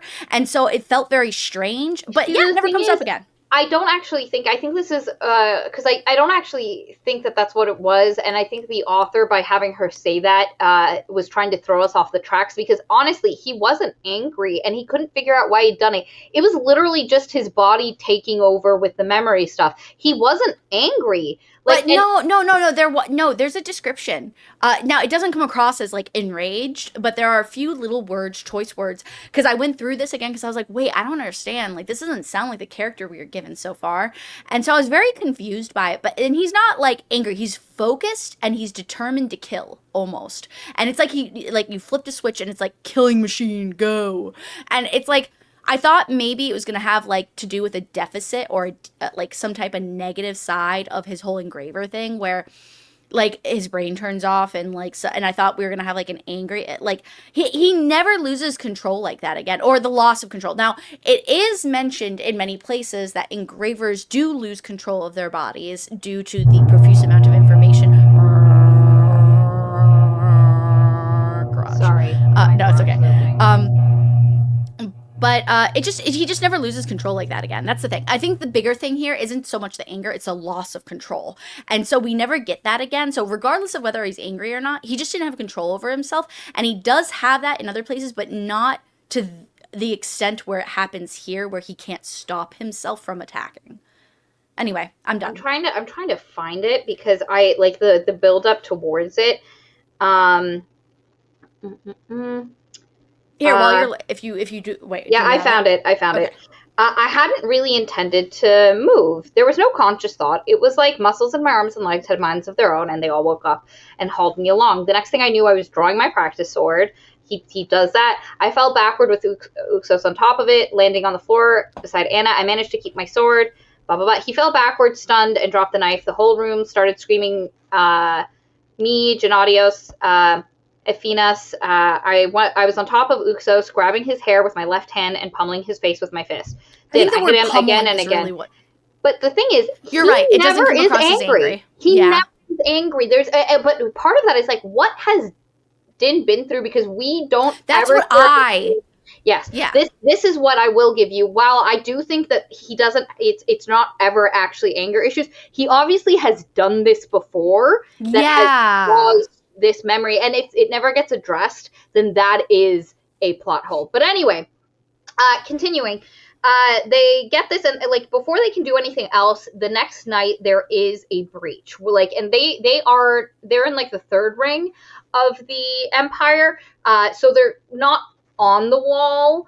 They're not in the ring that's on the wall. They're kind of farther back. But when a breach happens. So firstly, when a Leviathan attacks, signals are sent out through the entire Empire to let them know. And in the middle of the night, they hear the bells and the screeching and everything, and everybody kind of mobilizes because if a Leviathan is attacking, step 2 is there might be a breach, and you have to prepare for that because if they start coming in inland, people have to get evacuated and stuff like that. So and that's what Din's doing all night long until he goes to see Anna. And there is a breach that happens, and you learn that the Leviathan got in. But anyway, past the wall. And then the next day he goes to see Anna, and the next big thing that happens. Yes, the 2 higher officials from the first city called something with a T. Talgrade? Talladega. Not Talladega. Talagrade? I think it's Talagrade. Anyway. Maybe Pink Synthetic will draw receipts. Yeah, Pink Synthetic will. And these are the two, like, IUDEX, kind of like, they're kind of top of the political structure. And Talagray, look at that. Talagray. Oh, I was really close. If I had my sour straws like I had my, not to belittle, but if I had my sour straws like I have in my classroom, I would chuck one at you like I chuck at my students and say, "Good job, you remembered what alliteration was." Like, oh, good. But basically they come because they're, with the breach that happened, it actually wasn't just the Leviathan getting in. There was a explosion, like a thing that happened on the walls. Apple glass explosion. What happened was Dapple, excuse me. Not yeah, my bad. Dapple glass explosion. Long story short, they came to Anna because Anna had just solved within that whole mystery with Blas, and what had happened was approximately 10 different bodies, both at the wall and in other places, exploded in Dapple glass. Yes. And they've got a ton of, like, engineered deaths and one of the things I need to mention about Tectosa Blas is he was part of the engineer corps. We mentioned it. Okay, but anyway, he's a captain in the engineering department, basically. And he, they've come and they've been like, listen, you just saw this. This just happened. We think it's the same thing. Will you come to Talagray and help us solve this and figure out what it is? And our girl Anna is like, ooh, the plot she do thicken. I love this. But she immediately starts clocking some differences. These 10 people that happened kind of all around the same day, around the same time. And so immediately the question starts becoming like, when were they infected with this? And how did somebody, like, either, like, they had to have gone to the same place. So she starts immediately thinking of things. So some of the stuff we're tracking is, we want Tectosa Blas's assistant because she knows his movements and we need to find out what he was doing because our girl Anna is like, you know, he was doing something for the Hazas. There's no way they just were letting this random engineer captain onto their estate. There's a relationship there we have to figure out. We have to figure out what he was doing. And not just that, it wasn't just that he was at their estate. They were giving him a gift of the estate plus the ability to, like, skirt chase. Like, yes. They were rewarding him. Yeah, they were, like, when he would come, he would get to sleep with basically prostitutes and stuff like that, and they would arrange it for him. And, like, they learned this because eventually once the bitchy housekeeper realized what happened, she confessed that they would make these arrangements. And they were like, but why were the Hazas doing this? And they don't seem to have ever interacted with Blas. It's not like people saw them together. So she's like, we need to find the assistant to figure out what's going on with that.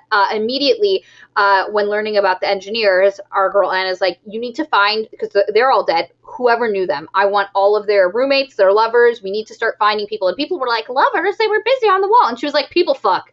Yeah, which is great because it's true.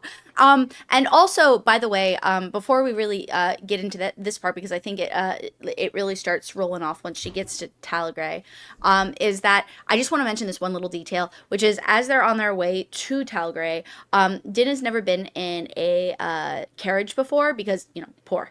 And so they're in a carriage because Anna can't, like, travel like a normal person because of the, you know, the whole overstimulation thing.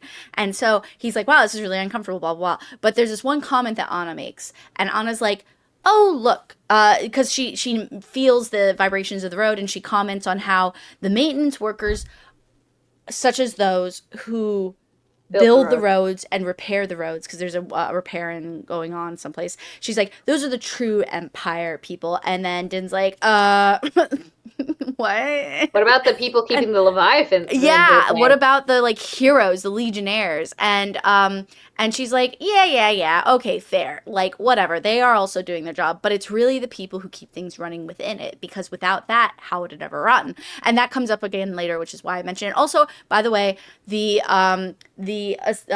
second of the Imperius or whatever, the old woman that comes is like, so it was come to Talagray. Yeah, that's Vashta, and then we have Strovey. Strovey Loved him from the instant he was introduced. Super polite, super sweet, very Good gay, looking. instantly coded. But see, I didn't think that I actually liked it, because I thought it was very subtle. I mean, yes, it is. It's not overt, but like, because a ton of people mentioned that they didn't see this romance coming at all. Oh my god, are you kidding me? Are you fucking kidding me? I'm just saying, multiple people said it, so I think. Well, then open ye eyes to the gayness. As a connoisseur of specifically, that's why I think you got it. I think for the people that are less of connoisseurs, Katie, they were just definitely a connoisseur. Wow, look at this good-looking guy who's in a very high position of power despite being very young. No. As soon, I'm sorry, I'm blushing. As soon as as Din described his hair and that, I'm like, okay, so that's fine. And then it continued and they paused and there was a moment, and structurally speaking, as soon as they paused and they had their little moment together before moving on, I was like, the author's doing this for a reason. Okay, let's see if this pans out in what I'm thinking of. And then there's a scene later on, we'll get to it. But the point is it slowly I was like, oh, they better do it. They do. But anyway, so Vashti and Strovey go back to Talagray. Our guys head to Talagray. They get there and they're introduced to kind of their crew that they're going to be working on this. Three main people plus one. We have Imunis, Idex Imunis Uhad, and his assistant, investigator Miljan. Then we have Imunis Callista, and she is an engineer lady. She's kind of like the head of the engineering we have. And then we have an Athos named Musis. Yes, you're right. Excuse me. Apologies. I know. But Callista, by the way, the reason why I said this is because you didn't describe her like I was going to. Anyway, I was just naming all of them first. Oh, she's just like petty bitch energy. Continue though. And like a peacock. Like she gets described as like a preening I did bird. like that he used bird analogies because it worked really well. Yeah.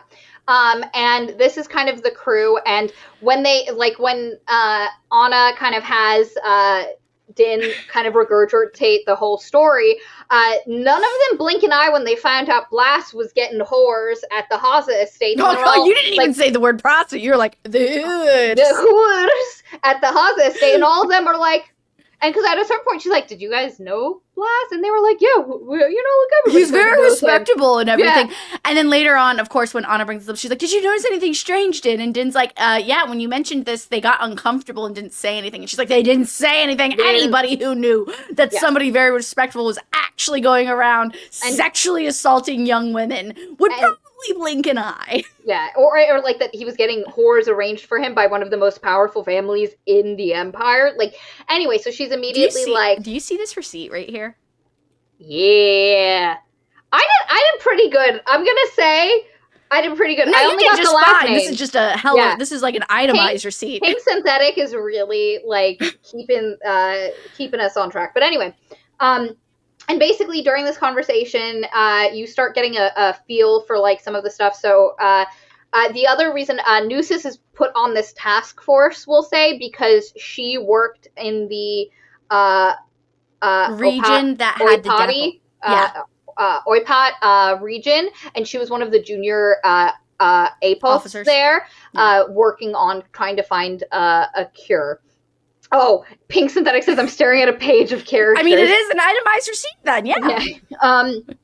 But anyway, and they kind of like, everyone kind of starts making a plan, and they decide that Din and Miljan will go investigate all of the surviving friends and like people that knew the 10 engineers that died.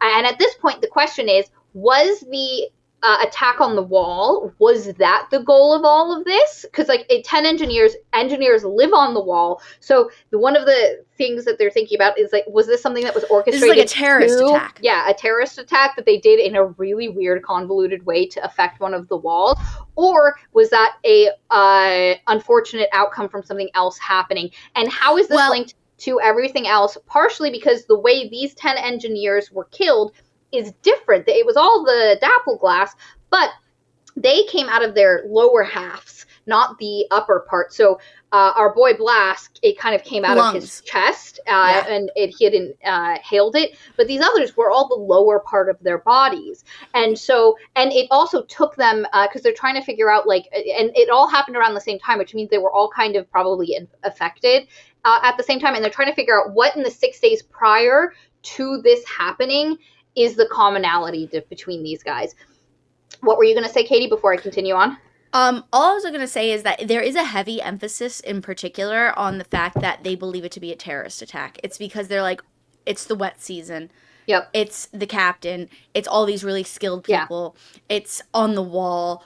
Why else would it happen? Yeah. All there concentrated. So you as the reader at this point are like, oh, like, why would anybody do that? Because it's going to kill everybody. Is this a mad person? Yep. So continue. And one of the things to also mention about this initial interview scene with all of the task force is that you're immediately kind of like, all of these people, like Callista's they're weird all suspicious, and kind of shitty.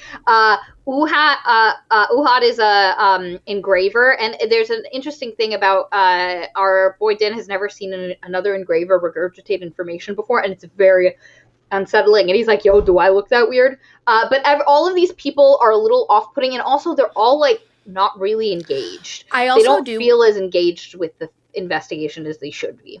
Correct. And you're definitely like, somebody's dirty, or they're all dirty. That's the vibe it gives. Yes. But also, I do want to mention there's a scene that we skipped over, and it's not overly important, but I do want to mention it because it later packs a punch.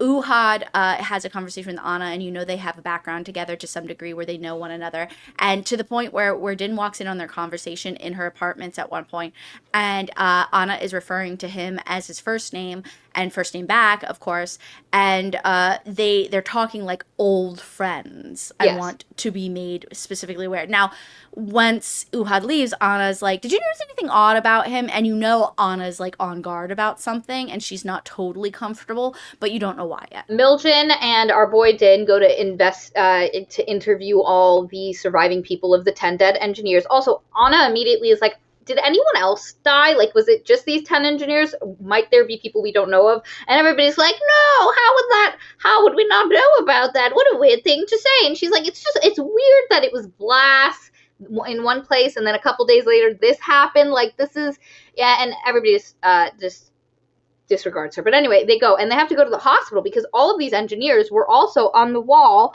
the night of the Leviathan attack, and so a lot of them are injured, some dead. But basically through the interviews, they learned that a lot of these engineers were every month going to Talagray for some reason to do a meeting thing, and they kind of line it up where it was all the same dates. Like their lovers, friends, roommates are able to give dates because they don't know what's actually important or not. They unwittingly give them the details, and one of the people mentions that he saw his lover pocket something that looked like a coin, and that she was taking it to this specific thing.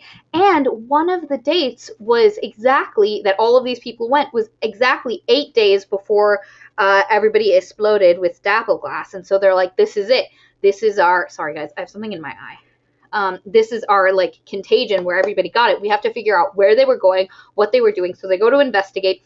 And Miljan is actually really impressed with our boy Din, because at first he's like, it's almost like, and at first I thought this was going to be like, Miljan was going to be like an antagonistic character, but I actually really liked Miljan because he's like, wow, you're actually really good at this, buddy. Like, you little young guy, you're pretty good. I like that.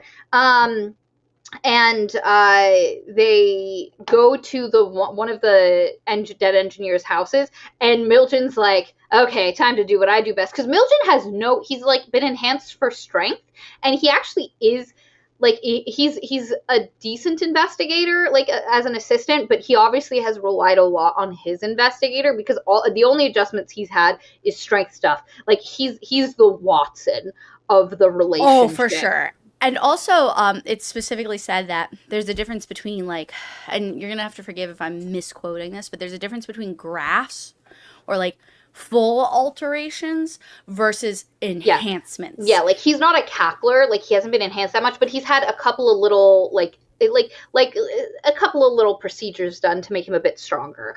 But they go into the house, and he just starts chopping shit up, like taking his sword and waving And it around. just like, bro, that's like so much. Can we chill for 5 seconds? And then like not but a breath of a moment later, he's like, and as in that breath of a moment, he's like, are you kidding me? These people are like committing so many crimes. Like I care. And then he's just also like, also here's what we're looking dead. for. Yeah, and also like they're dead. And he literally finds under the floorboards this really complicated, it looks like a coin, but it's actually a reagents key. A reagents key, which is how you get into very private places. But there's like a million different like essences. Normally a reagents key has one specific like essence liquid thing that gets you in. This has 5. So wherever it is, it's someplace high level. So then they end up going to look in somebody else's room as well. And they found another one. And they're like, oh shit, this is the key to get into the place where they all went on that night. Oh shit. And then they go afterwards. Milgen's like, oh, what a day of work. You go get something to eat and go talk to your investigator, buddy. I'm going to head back. And Din's like, no, I'm not going to go back and get something to eat and get... Pause real quick. I just want to mention this one thing because I like it. Mm-hmm. Milgren also has a sword, and when he takes it out, it glows green, and it's like super sharp, and like obviously it's like a special weapon. It's a legendary one might say. But anyway, so when he does all of that, and also Din notices that when he unsheaths it, it's like with a slight like weird like adjustment to the weight, like there's a lock on it. Yeah. And so I just wanted to throw that out there for a second. Yeah. But yeah, so Milgen's like, good work, buddy, see you tomorrow. But our boy Din, he doesn't go back. He's like, I'm gonna fuck around and find out. Let me find this one comment. It was way earlier. Hold on a second. But it was for this moment. Wait. It's towards I saw that episode of Mythbusters. Hold on a second. Oh, God, it's going to kill me. Okay, wait. That's far back enough. It's the part where I was describing Din's personality, and then somebody quoted a part from this scene in the book that I thought was really funny. 1 second. I'm so sorry. Oh, here it is. When they interviewed the injured engineers, and Milgen is like, it would take a real heartless sob to get something out of these people. And Din's just like, and yeah, that was really funny. It's because you, the reader's like, oh, so... Because from your perspective, as Din was interrogating them, it was just him doing his job. But then from Milgren's perspective, it's kind of cruel how you would investigate these people. And I thought that was so great. It really is.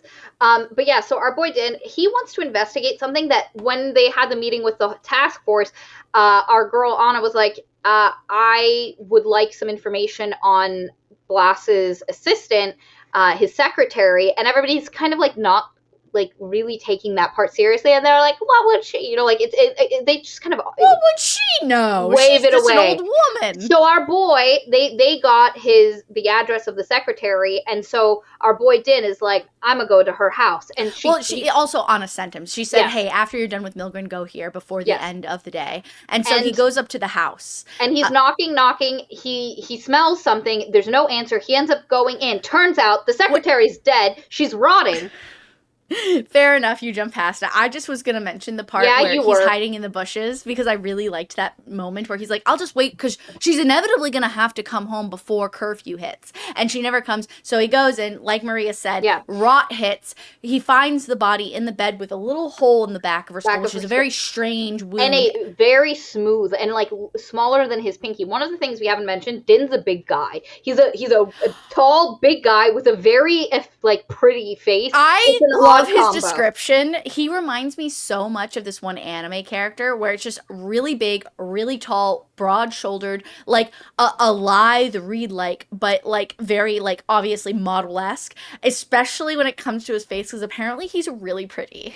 Yes. So a couple of things I want to highlight from Pink Synthetic, because these are things that I felt at the time as well. So one, this is with Milgren, not Milgren, Din never seeing a Sublime, an engraver Sublime use their thing, and Pink Synthetic makes a comment which seems odd when he was training and in school with other Sublimes. How has he not seen this before, or does it become more obvious with age? We don't know. That doesn't get explained. And then similarly, it's a weird comment too, because like interviewing victims and injured people would be super common the comment is there to give Din character, but What do you doesn't mean about him being a sob?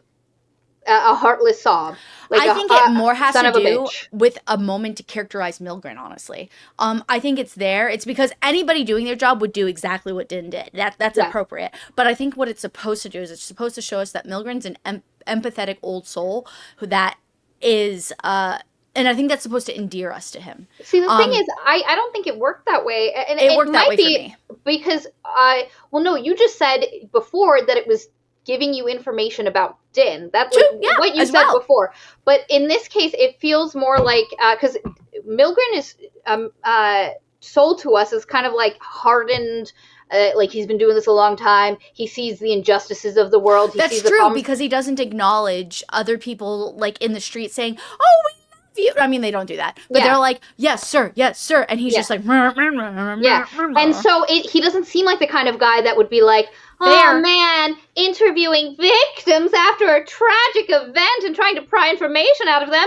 Who would do such a thing? But You know, like, but what he does come across as a bull in a china shop. So really, what it should have maybe been is more along the lines of. Granted, we don't get the scene, so we don't know how it went. So it could have very well went like this.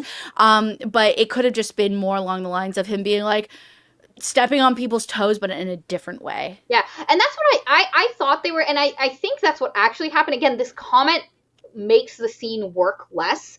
But what it felt like was he's like Milgren's a blunt instrument, and so he doesn't get the fine details and questions. But again, that comment That has does not come nothing to across do this with way. any Yeah, of that. that's fair. Anyway, so He finds the body in the Yes. house, and then it he has also the weird hold, and he notices that there is a spyglass looking out of a window. And he kind of he moves the curtain, he looks out, and the spyglass is specifically trained on this set of apartments, and there's one with a blue scarf kind of hanging out of the window, and he's like, oh my god, is that a signal? She's obviously been looking at this place. So he then breaks into that house, 2 B&Es in one night for our good boy, and he breaks into it, and he finds a ton of money, like a metric ton of money. And then he starts thinking like Milgren, and he really like this part though for 2 reasons. Number one, when he sees it's like a silver coin, he's like, he cuts into it, and I'm like, what are you doing? Don't damage the money. Yeah. And it's like, oh no, it's a real one. And then, can I just say, what is given to us to explain to us why he doesn't steal it? Because he is obviously, like, logistically, like, it would make a dumb sort of sense to steal one at least, right? Because nobody knows how many were there. But he doesn't even do that because he's such a goody two-shoes about following the rules in certain ways. And I also really so Pink Synthetic mentioned also, I really like Milgren. I wonder why they sent him to do an investigation at this point. It feels like Uhad. The one way I believe it is that Uhad specifically says, I don't go out and do a lot of things anymore. It's because I'm about to break. Yeah. And I do think that's part of it. And, you know, but anyway, he does take, because our boy Din takes all of the money. And at first you're like, why are you removing it from a fucking crime scene? That's my all guy? I kept thinking each time. And then he also finds, because he's thinking like Milgren, and he looks under the floorboards and he finds a different reagent key that only has one little liquid pod in it. And he was like, oh, this is for, it's funny that we found 3 today, and this one is so much simpler than the others. But anyway, he goes back to Anna. He tells her the whole thing. She's like, ooh, very interesting. She goes, I need to check. I think the other people are corrupt, and we need to see how corrupt they are. I want you to go put everything back at the crime scene, and then we're going to give them a tip that this has happened and see if Uhad and Milgren let us know about the money and this other thing, or if they steal the money, because then we'll know if they're corrupt like Blas was corrupt. So the thing that you mentioned, by the way, that I agreed with, the whole idea of the crime scene, I've thought about that multiple times in different instances up until this point, where he goes about and he touches something or whatever, and I'm just like, why would you remove this from a crime scene? And then you're given the excuse, I call it an excuse for a reason in this moment, and it just occurred to me now why it really hits me as an excuse, but you're given the excuse, it's because, well, hey, lo and behold, Din is a legal documentation of events. But then it occurs to me, lying. Can't Din lie? Yes, people can lie. This is one of my biggest problem with the engravers. Unless there is something in you that makes when you're doing your engraver stuff, you can't lie. You stop can it. Fucking lie. Like, it's so easy to answer a question and just lie. It doesn't. It's crazy. Anyway, continuing. And maybe they can't, but it's not told to you at all. Yeah. So while they're gonna do that, the other thing that our girl Anna has been looking into is she's like, if they were all infected in the same place, it had to be enough dapple glass that the fern paper that this entire city is built with would have been damaged, which means it would have been replaced. So I need you guys to look into all of the fern paper dealers in the area, all the mills that produce this for big orders, and so they do that. And so Strovey, the pretty boy from earlier, he's the one who brings the documents with all of the fern paper dealers. And our girl Anna is basically like, hey, based on what you've given me, I think this guy who you actually couldn't get in contact with, but I think he is the miller that made the order for whoever actually he seems the most suspicious, so they go there. And so Strovey and our boy go off to go look at that. And during this time, real quick, we get our second little inkling of what should have been widely obvious to most, in my opinion. But they sit down. This is the scene where I started picking it up. Oh, really? You don't say. Yeah. But so anyway, yeah. Anyway, but that's what makes it even worse, because how are you using engravers? We're both reading a comment. Yes. St. Jen said, "Engravers can lie." Didn't just mention is you really bad at it. Yeah, but still, that's still an issue. Then how can an engraver be an illegal document? How can they be a legal record of the fucking evidence? I guess you. Yeah. It's anyway, fine. You have to ignore that. You have to just ignore that. Continuing. So the point is, though, is him and Strovey go to basically a Legionnaire, which is, again, the people who are on the wall, superhero, protector people. Which, by the way, at this point, you also learn that Strovey's from a very high-end family. No, we don't learn it here. I'm pretty sure you've learned it at this point. Nope. Are you sure? You learn it when they're walking towards the Haza house. Later, when they get after this. It's after this. Oh. No, I think you already got it because he was embarrassed about it in front of his... No, he's embarrassed after. Okay, well, it doesn't matter. Point is, though, we're going to forget to mention it anyway because it's such a minor detail and doesn't matter. But Strovey is from like a Haza family, basically. He's from a very, very rich family, and the gentry. Yeah, he's from the gentry, and his version of serving the Empire is being a Legionnaire, which is a very dangerous job. But anyway... So during this time, they go by the Legionnaire tent. It's because Strovey's with him, because Strovey's one of the few people that can be out past curfew, and so that's why they're going together. And so they share like a mulled wine and a smoke, and I'm just like, oh my god, I know it's gonna happen. And anyway, so we get past that point. Yeah. So they go to the miller's house, and when they get there, they immediately notice that some stuff is off. There's like a weird smell, and they hear people inside, so they realize people have broken into this house, and something is happening. And it ends up, because they had the light on, then they turned it off, and the people inside see that, and so they get attacked, and there's this whole fight. And our boy, that muscle thing where his body kind of takes over, kicks in, where he remembers all of the training he had from lived. And Katie lived and breathed, and Katie saw stars, and Katie once again re-experienced the lovely essence of overpowered syndrome without it being shittily written at every moment. Yeah. And so you get a really badass scene where basically you have Din doesn't know what the heck he's doing, but his body sure does, and he just annihilates several people. And it's a great one thing I have to say this authors are really good at is writing fight scenes, in my opinion. Now, have I read better fight scenes? Absolutely. But these are fun. It's my kind of fight scene where it's like the person doesn't know how to fight, but something special about them. And I love that stuff.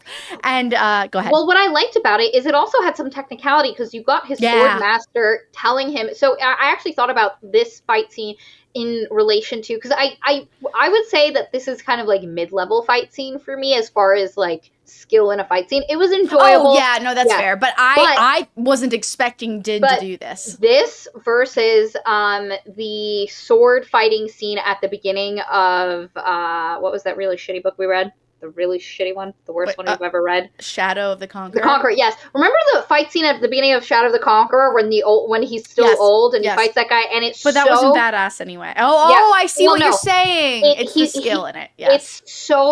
It's written in such a way where, because he's like, and then I parried, and it's so robotically written because the author is trying to be like, see, I know sword fighting stuff. Versus in this scene where we get The choices being made because of the physicalities of the scene. Well, not even that, but we're getting, as the fight scene is happening, Din is remembering his instructor telling him what to do back in the past that is applicable to this moment. So like the instructor saying, if your attacker comes at you like this, you have to do this. And Din's body is doing those things in those moments. And where this fails is where he puts his foot in the wrong place because Din basically... Yeah, he doesn't actually know how to fight in like an innate way where he's done it so much, but his body remembers the moves. The problem with that is if your body tells you to put your foot here and there's a pile of mud there, you're going to slip because he's not actually a skilled enough fighter to be aware of his surroundings and taking in all of the information. It's a really interesting scene because of that. And once again, one of the best parts of this entire book is that where there is badassery, there is faults and takeaways. And so that helps balance it. I also want to mention, as I'm sure you do after this, I don't know, I think it's something because it also bothered me. Pink synthetic, eye twitch, also lead and wood sword. So Din does not have a proper sword yet. It's because he is still in his apprenticeship. It's been brought up before. And he apparently has a lead and wood sword. And I agree with Raggedy Manatee, which it should have just been a blunted blade, which I agree. I didn't understand why it wasn't just a blunted blade. But then also Pink Synthetic says, or lead-weighted hilt, but it was always described as lead and wood, and Bennett is so serious about adding the names to modified things, it didn't seem like a special lead or wood, so why even say that? I would agree that's like a little, I think that would be considered a nitpick, but I think with any part of this book, I think a nitpick level critique is warranted because it is a very successful book in my mind. Yes. So yeah, I agree. But anyway, so he takes out two people, and then again, once he slips, he's about to get taken out, but then Strovie comes, takes that guy out, and is basically like, yo, buddy, where are you from? Yeah, like, what is this? But anyway, our boy Din then starts having, like, panic attack, like, he's in shock and also having a thing because he just killed people. And he's never killed someone before? Because Strovie's like, okay, go in the house and investigate, and he's like, and Strovie's like, buddy, go do your job. And then Strovie's like, have a very tender scene where Strovie takes him and wipes the blood off his face, and it's very... You are so funny! No, but it's on purpose! It's on purpose! It is there, but like... And that's where I was like, okay, I trust Strovie. And so we get to a point, by the way, in the book where I'm like, if Strovie is the third conspirator in this, I'm going to be really, like, impressed because I'm not expecting it, but at the same time angry because... Can we not just have one good thing? But anyway, continue. So it is both Pink Synthetic and Sonia are saying it was lovely. It was a very cute scene. The reason I'm making this note is because as the reteller, this is not an amount of detail I would go into for this scene. Continue. Continue. Anyway, so eventually, like, Strovie helps him get out of his shock. He goes to look at some stuff, and he ends up going into the basement where the smell is coming from. He goes down there. There's a ton of flies, but the miller is dead. No papers are around him, and he once again has that weird hole in the back of his head. And then everyone comes, Anna comes, and basically Anna's like, oh, hey, none of his papers are here for us to find out the order, but he wrote on this desk, and she basically, like, you know, does the, like, where you take the old charcoal rub, which always happens in an investigation novel, I feel like. And she's able to get the most recent thing he wrote because he had a very heavy hand when writing. And this is one of those times where having a world where people don't text or have, like, typed communication adds to the storytelling because she's able to use this. But anyway, and they don't find an address, but they find directions for his most recent order, which was for quite a bit of fern paper. And so then our boy Din has the map in his head. And he's like, okay, I think I know where that's heading. And so then they're like, Mildred, Strovie, Din, you guys go and lo and behold, where does it lead? And this is the scene, Katie, where when they're walking, our boy Mildred is like, oh yeah, Strovie doesn't have any augmentations because he's a gentry and he's going to have to fuck and make kids. Yes, I know I'm right. Anyway. Did you not hear me before say, yeah, you're probably right? I don't really remember. Yeah. Bro, chill. I know. I just love it. It's not a dick measuring contest. I know, but I just love it. Anyway, I'm like this in all my relationships, and it is... Yes, she is! And let me tell you, it makes me so happy that my partner is the same, and so we both... Yeah, they have, like, battles. Like, not real battles, but... Like, and we lord it over each other when one of us is right. It's great. It's like a cute... comedy rom-com thing where you read it and you're like, I could never do that because I'd be really offended at any given moment. No, for her and him, it's normal. And it's so great. I love it. But anyway, so they go and they're like, because they're in the gentry part of town, like it's really nice. And Mildred's like, you can smell the money. You'd sneeze talents, which is their money. But anyway, and they get there and they have their little reagent key to get in, and they like hold it up because all of the other gates, they call them portals, but they're gates. Where does it go, Maria? To the Haza estate in Talagray. And they're like, oh my god. And our boy Din is like, she knew it. She knew it led back to the Hazas the whole time. So then they go back. He tells Din everything. Din's like, tee hee hee hee. But as they're beginning to... you mean Anna. Anna. Not Din. And Anna's like, tee hee hee. But anyway, and as they're starting to like put all of this together, she's like, it's time to bring Vasta in. We finally have enough stuff to tell her. So she's beginning to tell Vasta about this and how she thinks it all leads back to the... I think when she brings Vasta in, the reason she brings her in, it's because it becomes apparent that all of the other Immunices, all the other investigators actually were at a party at this house on this night. Yes, because they all meet together. They realize that they were all the others were at this party, and so like a bunch of people... It was a huge party at the Haas's house that happened. Yeah, there's 122 or 100 and some odd people out of like 143. Yeah. Including all of our Callista, Uhad, and Nusis. Basically all of our party. Also, I have to mention that they gave Nusis the a post that they're working with, the other reagent key, the one that just had one vial in it, to see if she could figure out what it was. Important thing to mention. But anyway, they're all like freaking out about this. And then she's like, "Ooh, what just happened?" Yeah. Wait. But also before this, when Din gives Nusis the stuff, they have a conversation that I just want to really quickly run through. It's the idea that it brings back up the idea that she was a trainee or a newbie to when the Dappleglass tragedy occurs, and she's like, actually there were cures, and no, that scene doesn't happen yet. Really? I'm fast forwarding. My bad. You are fast forwarding. Isn't that a good thing at this point? We're 2 hours in. Continue. Yeah, but I just want to, because like a very important scene is about to happen. Go. Anyway, so they, everyone's freaking out. They end up calling in Vasta. When Vasta comes in and she's telling her all this, she's like, "You're telling me like potentially tons of my officers could be infected, corrupt." And then she's like, "And I think it all goes back to the Hazas," says Anna. And Vasta's like, "The Hazas own more land and reagent, like they grow more stuff that the Empire needs than anyone. So you're gonna have to be on your best behavior." And as they're having this conversation, no. It's not that. It's they own 25%. And that's a huge portion, nonetheless. It is, especially going into a wet season, especially where they've already had a breach and they're currently working on, because they are hoping the next Leviathan that comes and attacks, that they can kill it in the breach so that its body will just fix the wall breach, because it's too big to fix in the amount of time they have. But anyway, so that's what Vasta's been dealing with, the fact that there's a giant breach in the middle of the wet season. And then as they're having this conversation, the Haza representative comes in, and it's actually the Fazi is something like that. But the point is picture. She's the daughter of a lesser Haza, son, the third. Yes, no, she is the daughter of this one guy that, as we're about to learn, has also been murdered with Dappleglass. And she comes in, and literally, I thought, Japanese noblewoman as soon as she walked in. Am I wrong? I didn't take it that way. She seemed a little too scantily clad. She had an obi.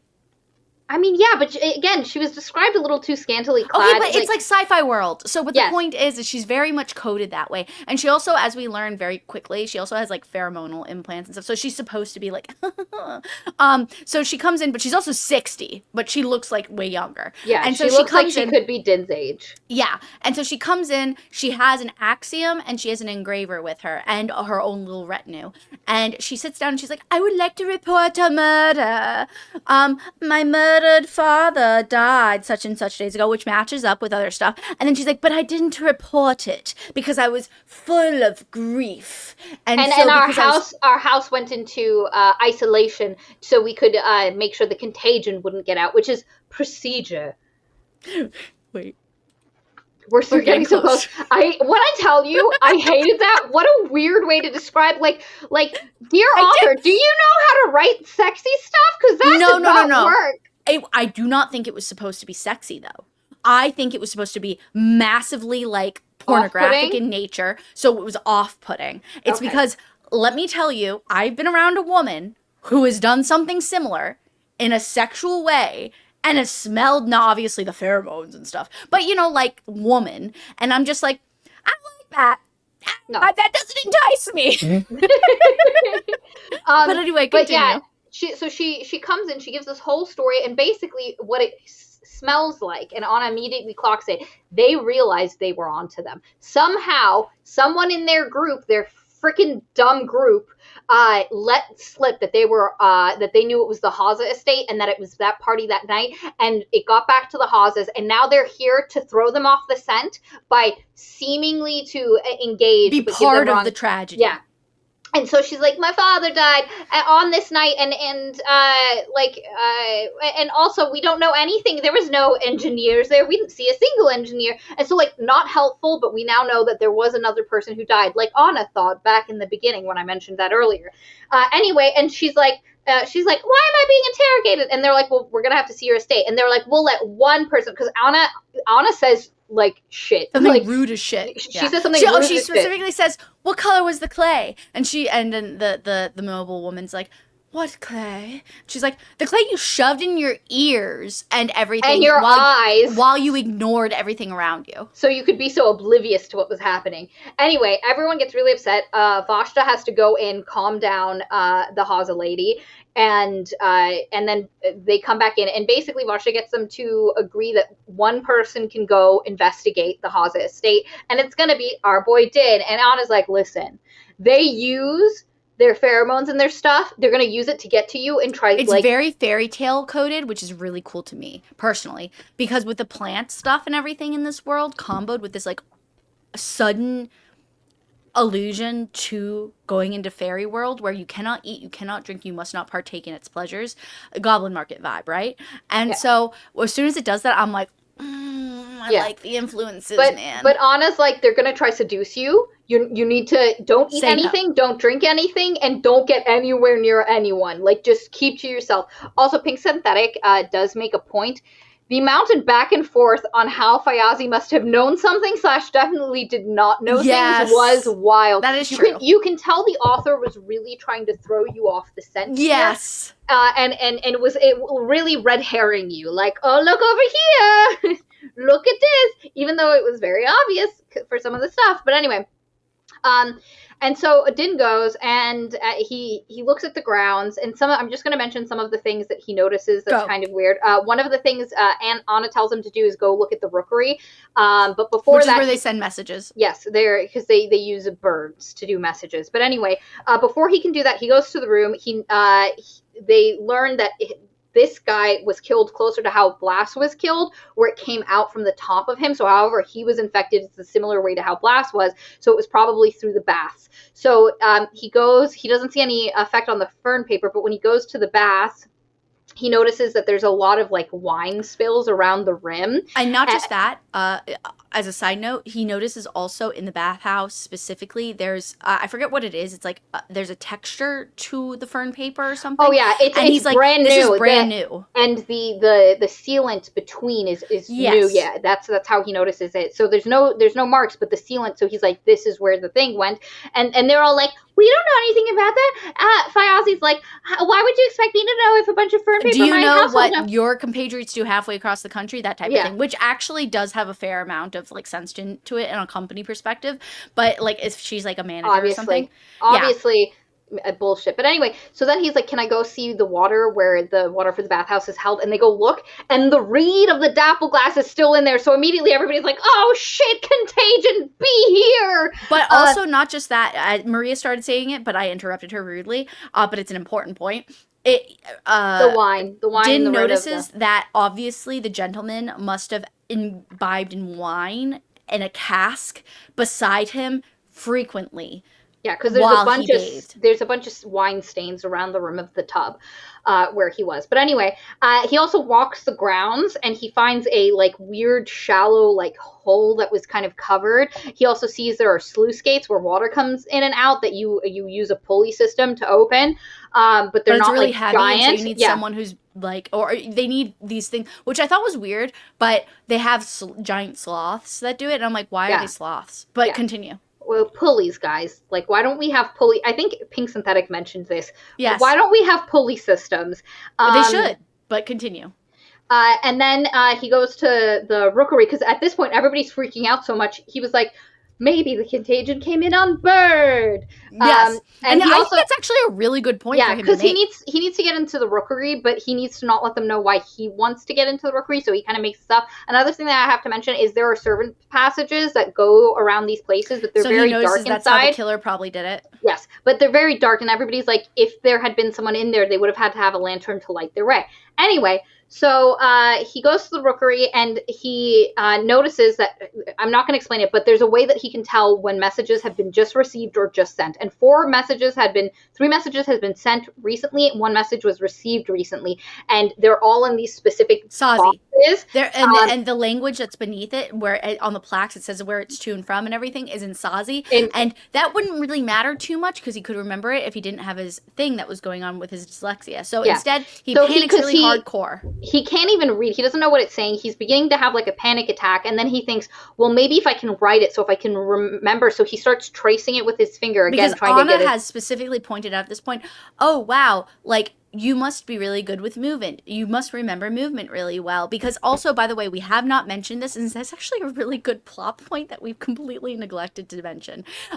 Prior to this moment, when he got into the house of the assistant, the secretary, he picked the lock. And it's because he memorized 3 different locks and how to pick it. He doesn't actually know how to pick the lock, but his hands remember the mechanisms for it. Yeah. And so anyway, the point is, though, he's like, I can do that, I'll do this. So he traces it with his fingernail. And he's able to get all of the 4 that are applicable to the messages that have been sent out and received. And then he kind of goes down and he goes to explore the ground. This is when he explores the ground. And then he's like, okay, I'm ready to leave. And they were like, no, actually, Lady Fayazi would like you to have a meal with her. And he's like, I'm not going to eat. And she makes him sit down. And at this point, and then a prostitute comes out and pheromones. She has like, it's so gross sounding to me. But he specifically notices a Pink Synthetic, actually, really quick, I just want to make this. When I tell you this is exactly, I aggressively wished, says Pink Synthetic, that Anna's rubbing of the Miller's table came back with these plaques. Yeah, I was literally like, don't you have pen and paper in your satchel? Couldn't you have just made a rubbing of this? Pink Synthetic, you and I are on the same. Now, I'm fine with his finger movement because it does kind of the other like thing. that, but to be fair, though, if he wasn't expecting to encounter this issue, why would he have the supplies to do so? So it's acceptable to me. Well, I would expect that, like, with someone why would he? He's an engraver.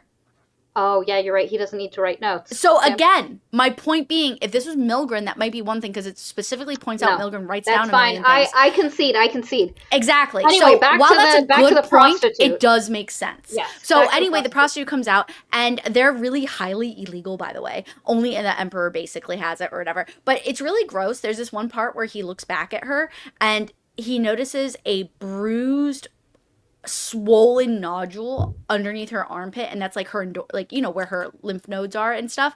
And so it's obviously her pheromones and stuff. And yeah, like Pink Synthetic or whoever mentioned, the he can see the thatch of her pubic hair, and like because she starts like waving, like it's and it's obviously an off-putting scene. It's supposed to, though. Yes, it is. It's because I will acknowledge that. Yeah, at this moment, Fozzie is attempting to put Din in a position of sexual control in order to get what she wants out of him, which is essentially sexual assault.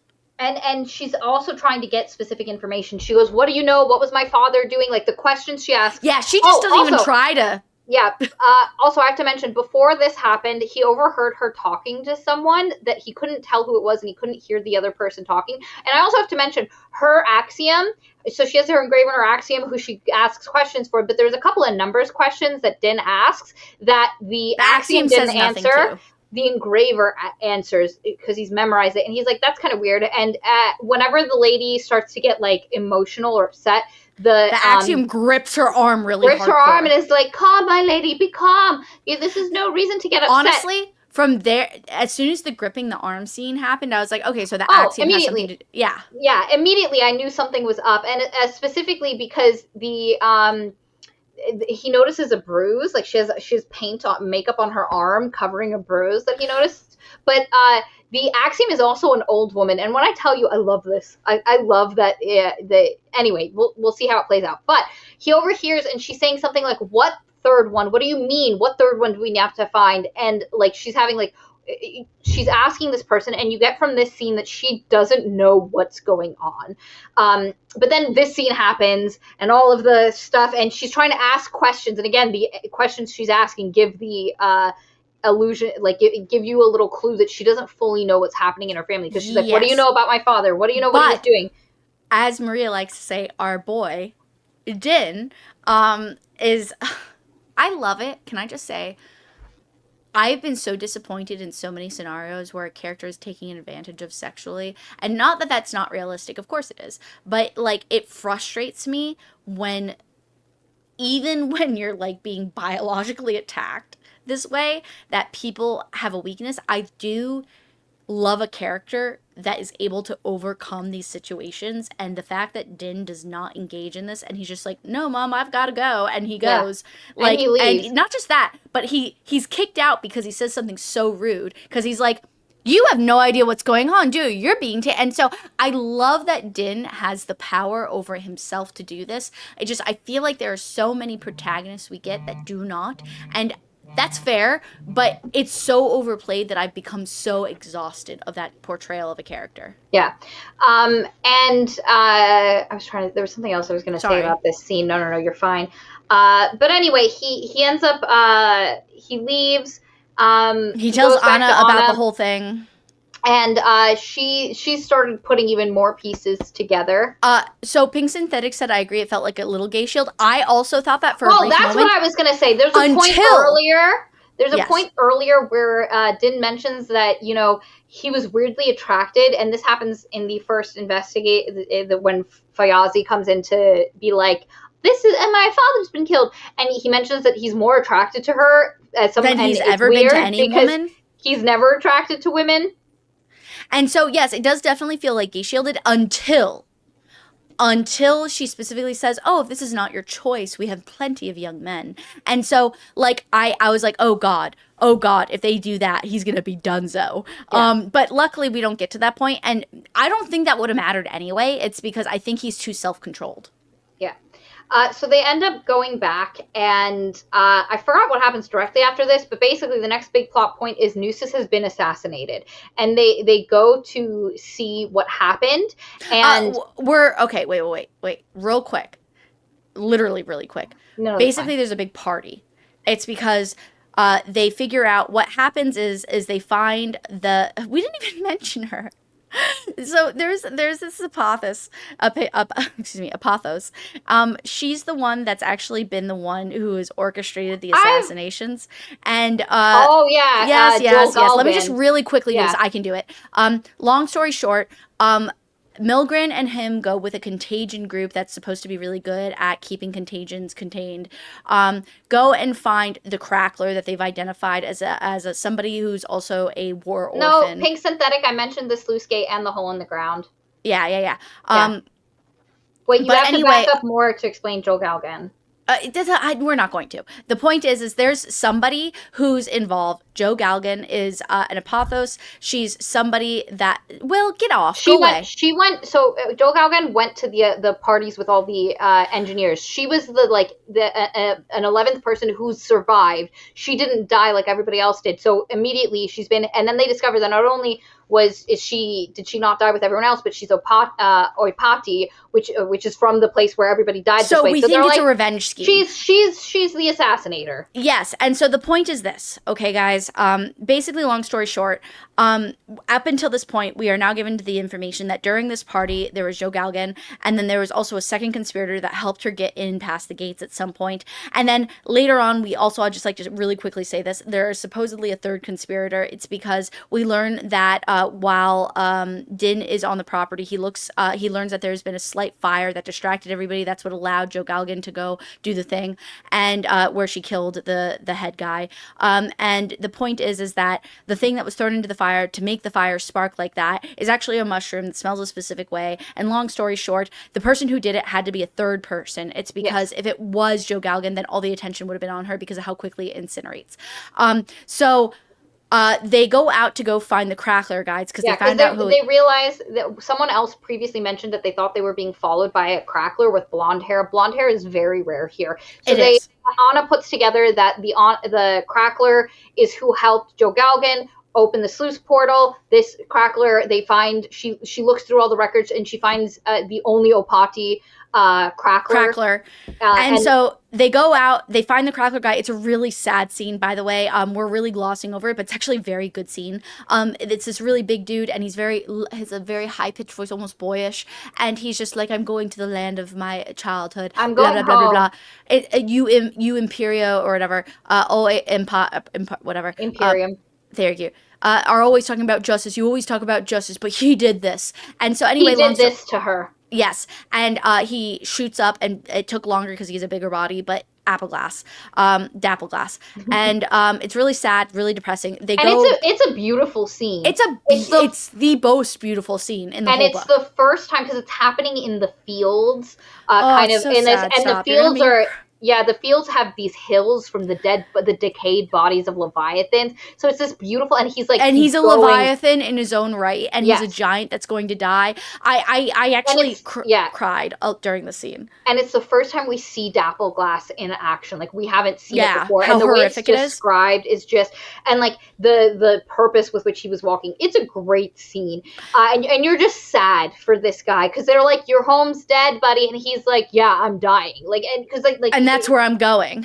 And it's so great. And they end up I didn't need to know this character. I didn't need to know this Crackler. I didn't need any back. And with such a small scene, I knew exactly who he was as a character, and it sends shivers down my spine. This is one of those moments where you're like, wow, this is the author flexing his muscles, and he is, as much as there are a lot of little, it's in some of the really tiny details that this author fucks up a bit, but in moments like this, the scene just really comes together. But they end up using the direction he was walking in to figure out where he was coming from, and they go back and they find Joe Galgan's workshop, and so it's kind of like this hut in the middle of nowhere. And she's also exploded in Dappleglass. She's been Dappleglass, and it looks like somebody tampered with her stuff to make the contagion come out that infected her, and Anna's like, this is how we also have a third conspirator. Somebody did this. Like, it can't just, because at first they're just like, wow, look, they're dead.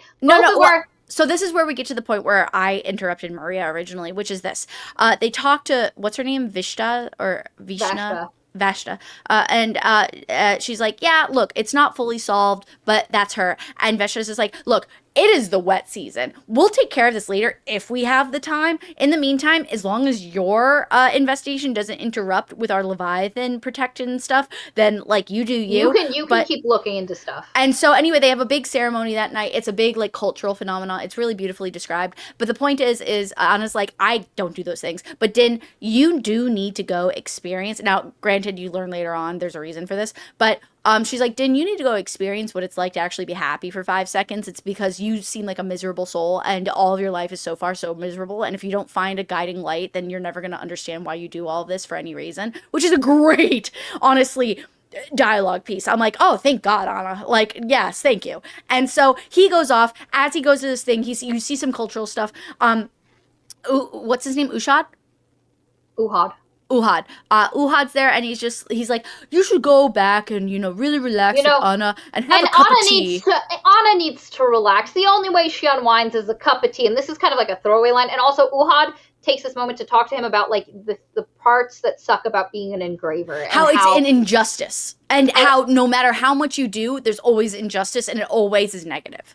Yeah, and not just that, but he's also like, take time to enjoy these things now, because eventually parties like this you won't be able to enjoy. Like, all of the things you experience will take these experiences away from you. And he's like, how long did it take for that to happen? And he's like 15, 20 years, so you've got time, but like enjoy this while you can. And so it's almost like a nice bonding moment between two engravers, and so the T comic kind of gets a little like it's hidden. But anyway, there's this nice moment with Strobe, because Strobe's going to be the one that like shoots. They're gonna go do probably back at Din's place, but they don't, because what happens, Maria? Yes. They, Nusis, the Apothos, who was looking at the little coin that had the one reagent in it, gets killed. So they all go to Nusis's house, and they're like, oh no.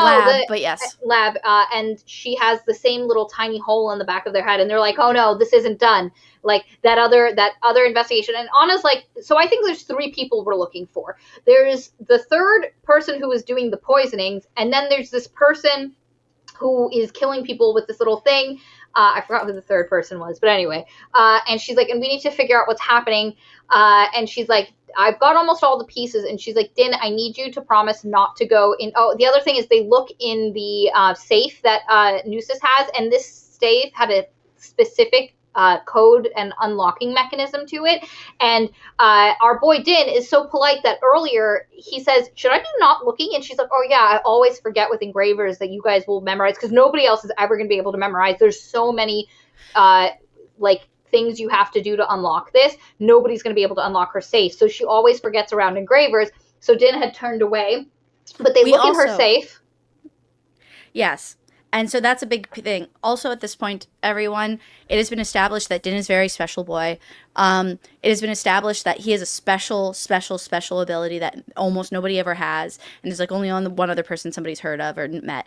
And it's that he has muscle memory. Everything he does, he can do exactly the same thing again, which explains his fighting prowess and all of this stuff. However, it's also not exactly a superpower. It's because he still doesn't have the knowledge behind it, such as, like Milgren mentions, like you can't read the emotion or the intention in a man's eye. He slipped on mud because he didn't know where to place his foot in that one fight, so he still needs to learn. So he's not like perfect in every way, but that being like, and with that though, he does have a special ability, which seems to be that anything he does once, he can repeat exactly the same way again. Yeah, continue, Maria. That scene happens after this, but it's fine. No, I think it happened already before, because they already practiced with a sword at this point. No, I think this is it. Nusis gets murdered, and then Milgen and Anna have the scene with him, because this is where they tell him about the Twitch. I think that already happened, but it doesn't matter. Either way. So they look inside Nusis's thing, and they find the reagent key, and there's a smell of alcohol everywhere. So they get the idea that You're right, it's after this scene. I know. Shut up! Oh my god, you're so annoying. No wonder you got bullied in fucking high school. She's too smart for bullied in high school. No, she never got bullied. Actually, people what I'm thinking of is Delaney. And how she was so salty. No, not Delaney. No. Was it not Delaney? Anuja. Oh, was it Anuja? Yeah, no, anyway. Delaney and I were friends. Oh, whoever it was. I just remember somebody got annoyed at you at some point because you were like a quote know-it-all, and I'm like, but she is a know-it-all. No, it was Jamal. Jamal didn't like me. That's who it was. Yes, okay. Anyway, the point is this, and he Maria didn't tell me knows that. A lot. He told Katie that. Yes. Maria is a know-it-all, but she brings receipts, so she is a know-it-all, literally. But the point is this. Anyway, so there's the smell of blood around the thing, and we got to get back on track. There's a smell of blood, or not the smell of blood. There's a smell of alcohol. So they're like, "Oh, someone must have cleaned this." They open the inside of the safe. There's even more smell, and they pick up the reagent key. And Din's like, "This isn't the same one. This is a different one." And Anna's like, wow, somebody must have come here to get whatever that thing is. It was already the wrong one, so they wanted to hide they were here, so they cleaned up all the blood. And so then after this, Milgen and Anna are like, hey, buddy, we're going to show you how to do something. You're right. As Maria always is. Shut the fuck up. I wasn't going to say it again, but then you were like, I was right. Well, no, because I'm telling the scene in the order it fucking happened. Anyway, and basically they figure out that he can do this, and they're like, okay, she's like, okay, you have to train him. And he's like, I can't train him in a night to go up against this thing. And then he's like, what do you mean go up against? And they were like, so there are these super weapons people. They're like praying called mantises. twitches. Yeah. And basically for 1 minute, they're super fast, so they're like a bullet. Continue. Yeah. But they can die really quick because their body cannot sustain the amount of fast and powerful movement they do. So they can only, like, they can be fast for longer, but they have 1 minute of like real action, and then they have to let their body recover because of how hard it is. And they're called twitches. And they're kind of illegal, and you're not supposed to have them, but that's the only way you can get those super clean, like, marks. And also, it's rumored that the Hazas have their own assassins guild of Twitches. And so they're like, and so she's like, you need to teach him how to, and he was like, I can't train him in a night to defeat a Twitch, but he does teach him one move where if someone is coming at you to stab you, because whatever weapon they're using is a stabby weapon. It's not a slashy slash. And so he teaches him a move where someone's coming. It's a stabby weapon, guys. It's not a slashy slash. It's not a slashy slash. And he basically teaches him a move where you can kind of get the person's momentum to bring their weapon into their own collarbone. Anyway, they teach him that, and then Anna's like, listen, I'm going to go in my room, and do not open the door. Do not go in my room unless I tell you to do so. And he's like, what do you mean? And she's like, just shut the fuck up and listen to me. And they're basically going to tell, she's like, we're going to tell the Haza lady that there's a threat to her life, and she needs to get here so we can protect her. And so the next day, the Haza lady shows up with her axiom and her engraver, and she's like, there's a threat to my life, and she's like, yeah, there is. And so then basically this is the reveal. This is the moment where we get this story. And basically she's like, listen, your dad's an asshole. Back when Orpati was having this whole thing, there was a cure that was developed to save this canton, but your dad wanted to do a check cashing scheme, except for instead of check cashing, it's a land scheme. Yeah, and so he wanted that land to make a ton of money. But not just that, what he did was he regularly, and this is something that all the noble families do, they patronized young officers who were still like within the system, so that in the future they would do things for them. And there are these four specific places that Boss's secretary was always traveling to, and the 4 specific places from the rookery that the messages were coming in and out to. Those 4 specific cantons were the ones that kicked up a fuss that blocked the cure. Yes. And the reason why, by the way, just as a quick aside, the reason why it's because they played with government politics or policies, which is the idea of that no matter what you do, any mutagenic, anything that changes the way things work, it can easily spiral out of control. So we have to have absolute control over it. So if you don't test it through a million different methods, then you can't use it. And it's the preservation board, and they're basically this group of people that can say, and basically these 4 different cantons were like, no, we think that if we grow this, it'll do this and that, and they basically they slowed down the process of this cure to the point that it wouldn't work. And Nusis, who's dead now, had mentioned that maybe it wouldn't even have worked, because when we went back and looked at it, 3 of the vials had been destroyed and kind of dissolved into water. And Anna's like, it was not destroyed. You guys took it, your dad, your shitty ass dad, and his family, the Hazas, took it because if the Opati region was decimated, their land value would go up and they would make so much more money. So he basically destroyed an entire canton to make money. And the third thing that she was asking about earlier that was missing was the 3rd vial of the cure, which was the little coin thing we found in the secretary lady's thing. And so somebody stole it. We still don't know who stole that. At the book ends, you don't know who stole it.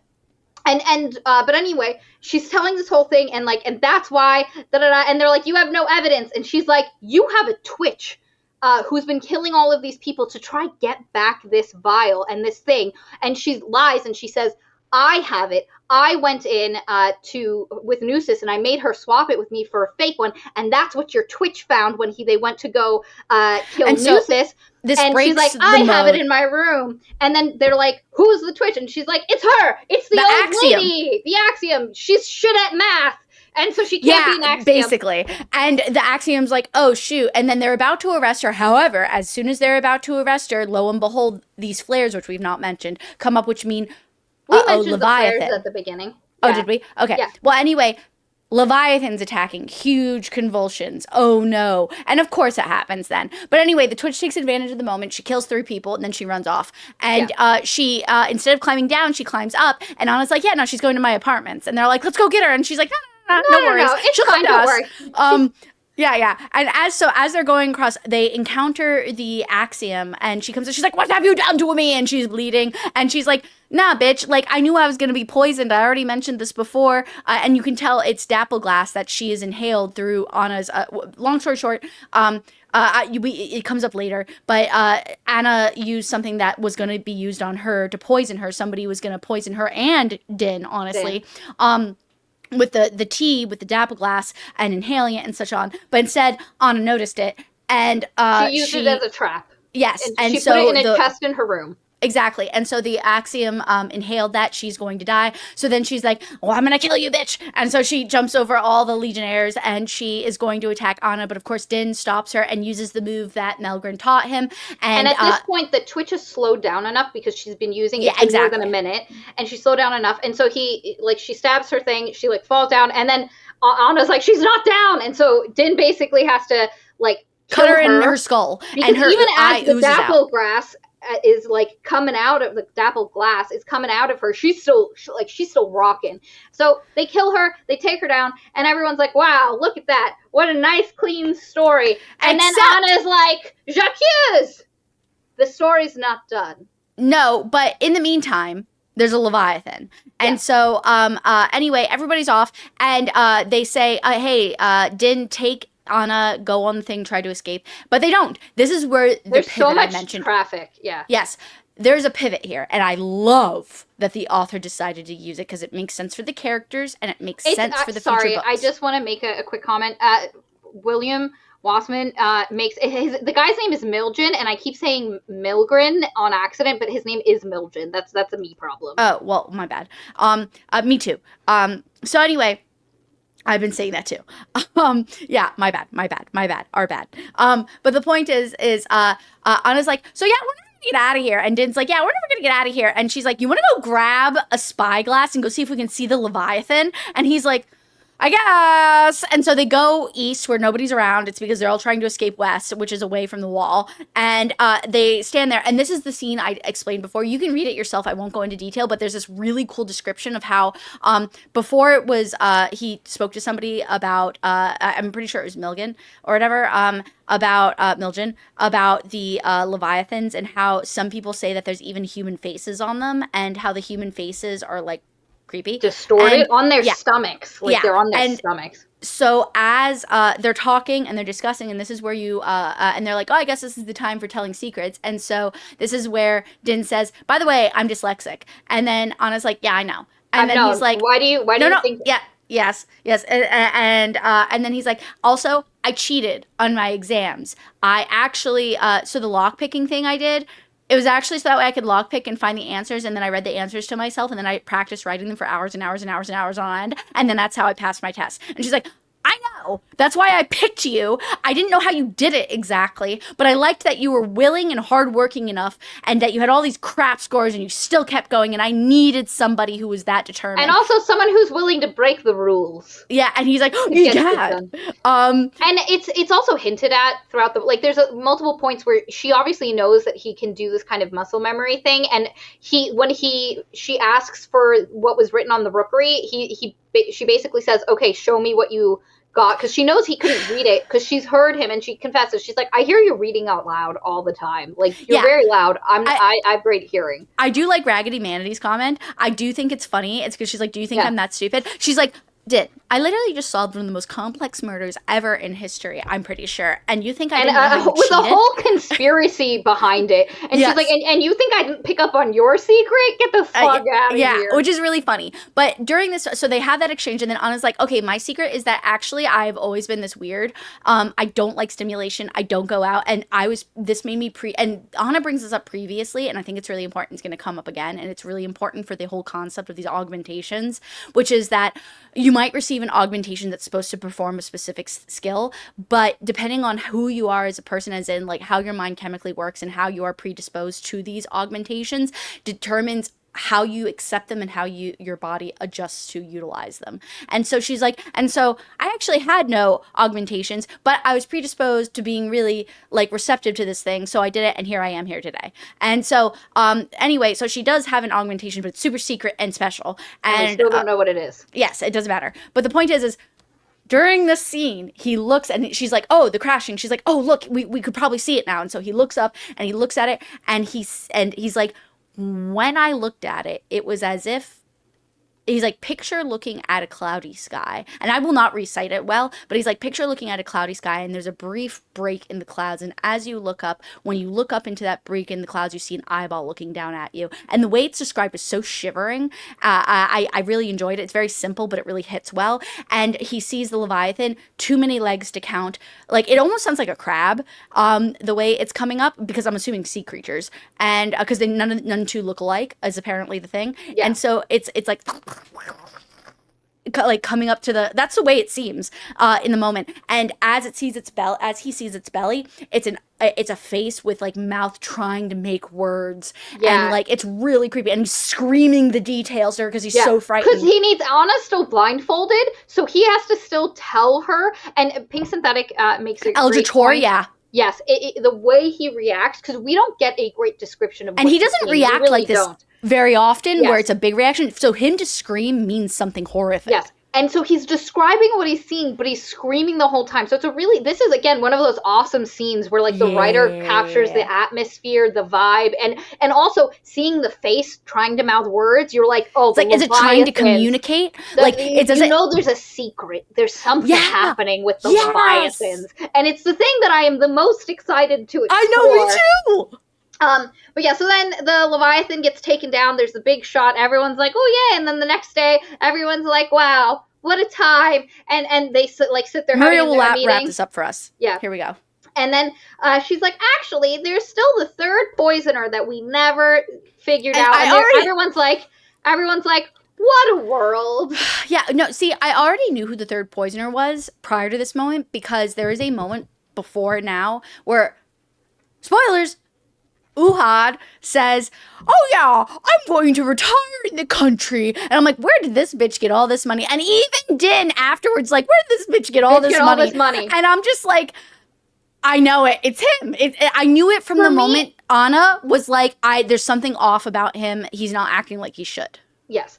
And you get that he's involved, and it kind of works with his sense of justice, because one of the things you learn about him is he's not a corrupt official, but he has a really strong sense of justice. And basically she's like, J'accuse, it was Uhad the whole time. He was the third person. And you also tried to murder, didn't I? Explain yourself. Yes. And basically she explains that Joel Galgan was taken under the Hawes's wings as one of the patronage people. She must have heard the Elder Haza say something about fucking up her entire country, and then that put Joe Galgan on her quest for revenge. She would have gone to someone she knew was like an authority and for justice, because this is a crime. So she went to the investigator, the Iodex investigator, which was Uhad. Uhad learned of this, and he's always hated the gentry. He was already angry enough. Yeah. And so what you learn is this. You learn that actually the Dappleglass incident with the engineers was a gigantic accident. It was a giant accident because, and this is where the mystery falls apart for me. This is good.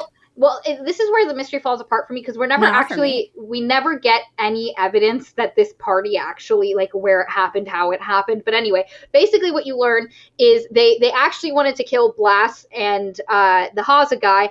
But when the Haza guy he took his wine chalice to have his bath, which is where they poisoned him. And it's not just wine, it's the wine cask, and he drank from a chalice. Yes. And that was the wine smears that Din saw earlier. Yeah, because he always drank in there. And so the spores got in when he took his steam bath.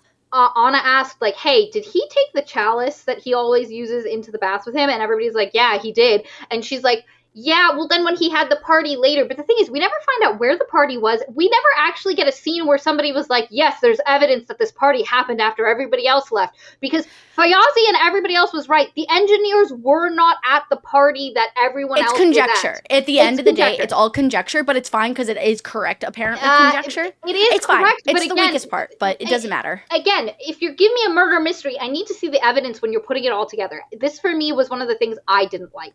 But anyway, and she basically said that when he took the chalice and he had the party with all of his patronage, like, again, these were all just engineer What I'm picturing is this really rich guy's like, oh, what a great year. I'm going to preview it before I have all my patronees with me. And he previews it in the baths. And of course, that's when that happens. And then he goes and he's like, let me share this beautiful cask with you all. He pours the wine for everyone, thus unknowingly infecting them through their stomach. The Tainted Cup tells you from the beginning.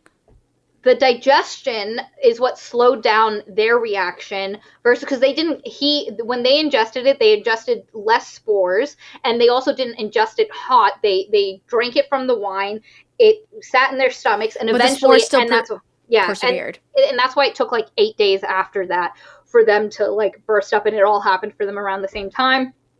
And then Uhad was like, he thinks everything's fine until he finds out about this grand mistake of the 10 engineers being poisoned. And it's really his fault, and also the lady of the house's fault, because she was trying to cover up her own stuff, that all these hundreds of people have died, which is a huge thing. And it's one of the few things that the narrator is like, you can no longer sway me. She, like, the Vashtas or whatever. Yeah. She's just like, I no longer care about niceties because you literally killed hundreds of people. Yes. Because Fayazi didn't let them know that her dad died that way and covered it up because of her brothers telling her to. Because, again, she's, like, there's a bunch of male elders in the family. She's the third. She's, like, the daughter of the third Haza, like. She's a pawn.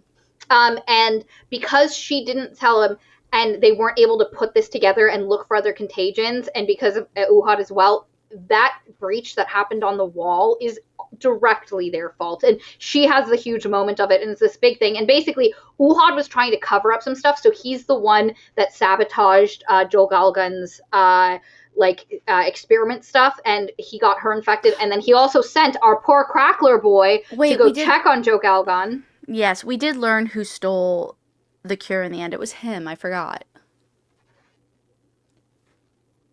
No. Yeah, he stole it. Oh, yeah, yes, we did learn this because he is a engraver. He's an engraver, so he learned all. It's mentioned before that he went to the doctor lady, so that way he could get a whole bunch of medicine stuff, and so he memorized it. He got the thing. Again, Nusis, as we know, forgets engravers can do this, and so he was able to go in and get it. So now he had the proof that the Hawses did this whole thing, but again, he let this terrible thing happen because of his will for revenge, and he has this mask off moment, and he's like, fuck them, fuck the gentry, this shit that we have to deal with, this great crime happened, and there was nobody was holding them accountable. I fucking did it, bro. Poor Miljan is like, oh my god, how long have you known? And then Anna's like, I only figured it out after Nusis was murdered because I realized what happened. And so they basically get the proof for everything, and then everybody's like, wow, what a great time. And they're like, okay, Dolabra, we're going to send you on to your next thing. And then he was like, are we going back to Daratana? And she's like, no, I'm actually a huge bigwig. They're sending us to our next place. And also because everybody's like, what? Real quick. What happens is this. After this, and they burn some of the bodies of those who have been lost, he meets back up with Meljan, whatever. I don't know. But anyway, he's like having a somber moment with him, and he's like, dude, I'm going to go back to be a Legionnaire. Here's my super cool special sword that you memorized the unlocking mechanism for that we completely glossed over in this plot summary. Just go read it. And he's just like, here, have this really cool sword. It's a legendary item. And it's like, plus legendary item to your inventory. Yeah. And so he gets that, and he's like, super cool. And then he also goes off and has 3 nice like little vacation days with his lover. Whatever the fuck his name is, Stovey. Strovey. And that's a really cute scene. Don't get me wrong. Go read it. You'll love it. But then, yes, afterwards, and a little bit beforehand, mixed together. Anna's just like, oh yeah, by the way, I was sent here on purpose. This was already given to us a little bit beforehand. When I was sent to Daratana, which is the tiny like little town they were in originally, she was like, yeah, everybody thought I was sent there as a punishment, but no, I was actually sent there on purpose. But Uhad fucked up because she was like, I was waiting for the Hazes to fuck up so I could get them. Like, you think, because he was like, you think out of all the people at any place that I turned up here at this one part, and also there's this really big part too where Uhad's just like, the corruption is deep, it'll never be fixed. And then Anna's like, dude, I came here to fix because the corruption. Of the corruption. Like, if you had just done your job, we would have saved hundreds of lives, and I would have come here and still solved the mystery. And it's this great moment where Uhad realizes that his method, and also because sometimes what you get with these is like, you know, evil empire being super evil. So essentially most empires are evil. The power is isolated to too few people. But I like this complex empire where there is this corruption. There are these things, but our girl Anna was sent here specifically to find corruption, and she's like, she's still working for the empire, and she's a loyal ass fucking soldier.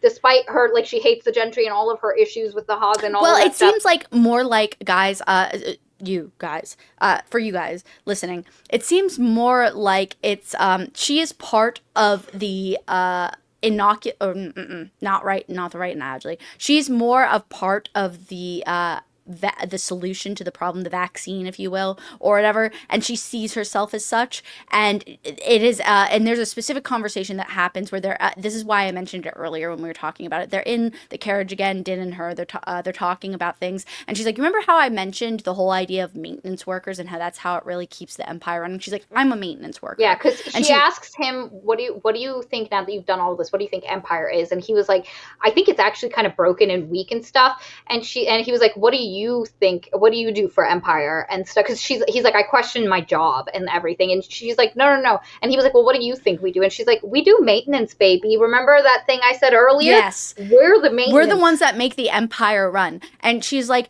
there are always going to be and there's a really great analogy where I'm forgetting where it connects or what it's being used as, but it's explaining the concept of a body and how a body gets infected. It's for not the cracklers, but it's for the twitches. So earlier on, we're told that the twitches, that one of the big problems is that they their bodies break down. Well, they said that they had enhancement that they gave them, but unfortunately, regardless of the enhancements, blood and bone are weak to mold and infection and stuff like that. And it's a direct analogy to the empire. It comes up several times towards the ending, like 2 or 3 times. And so she's like explaining, we're like that bone structure. We're just like that twitch. She doesn't say this, but that's the gist of it. She's like, we're like the twitch. We are an organism that unfortunately will have infections. We will have mold growing over us, but it is my job, and maybe even yours if you take the job as my assistant, which he does, but to go around to fix those infections so the body can work. It's because no matter what we do, there's always going to be a give and take. And so, and also the idea that, like, we need to make sure this works because of the Leviathans. Like, what we do is secondary to keeping, like, there's this whole idea that the empire has to be there, it has to function, they have to do this stuff to keep the Leviathans out. You have to keep the body base level healthy so the system can work. Yes. And so, so they have this discussion, and long story short, you realize that Anna works for, as Pink Synthetic mentioned, a conduit, which is basically almost like a godlike creature. It's just they live really long. They will die, but horribly, but they live very long, and they're like real close to the emperor, and so you learn that she's a bigwig. She's going to go after her next job. Din's like, I guess that's me too, bud. And the consulate is waiting for her. Like, which is a big thing. Which is like, because you the consulates don't wait for anyone. You deal with them. And so, like, it's this huge thing. And so they're going to get their next job. And our boy, he tips his hat down. He puts on his sword cone straw hat. Again, Eastern Asian. He has his cone straw hat that he has tipped to the side. He's got his thing. He's got his sword and his worn boots that he likes the look of. And he takes a nap. Yep. And that's how the book ends. That's it. We're done. Shove it. It's a good book. Guess what? More content. That's good. He's like, I have to edit this. What do you mean? You're not gonna. Don't edit it. Just post it. There's very few things. No, you should edit some of it. There's some fat. There's some fat you can trim. It's fine. But anyway, that's the book. Again, it was like good in a lot of ways, but it had specific problems, and there was a lot of little things. They're not big enough problems to kill the progression of it. I'm not editing anything perfect. Exactly. So that being said, though, I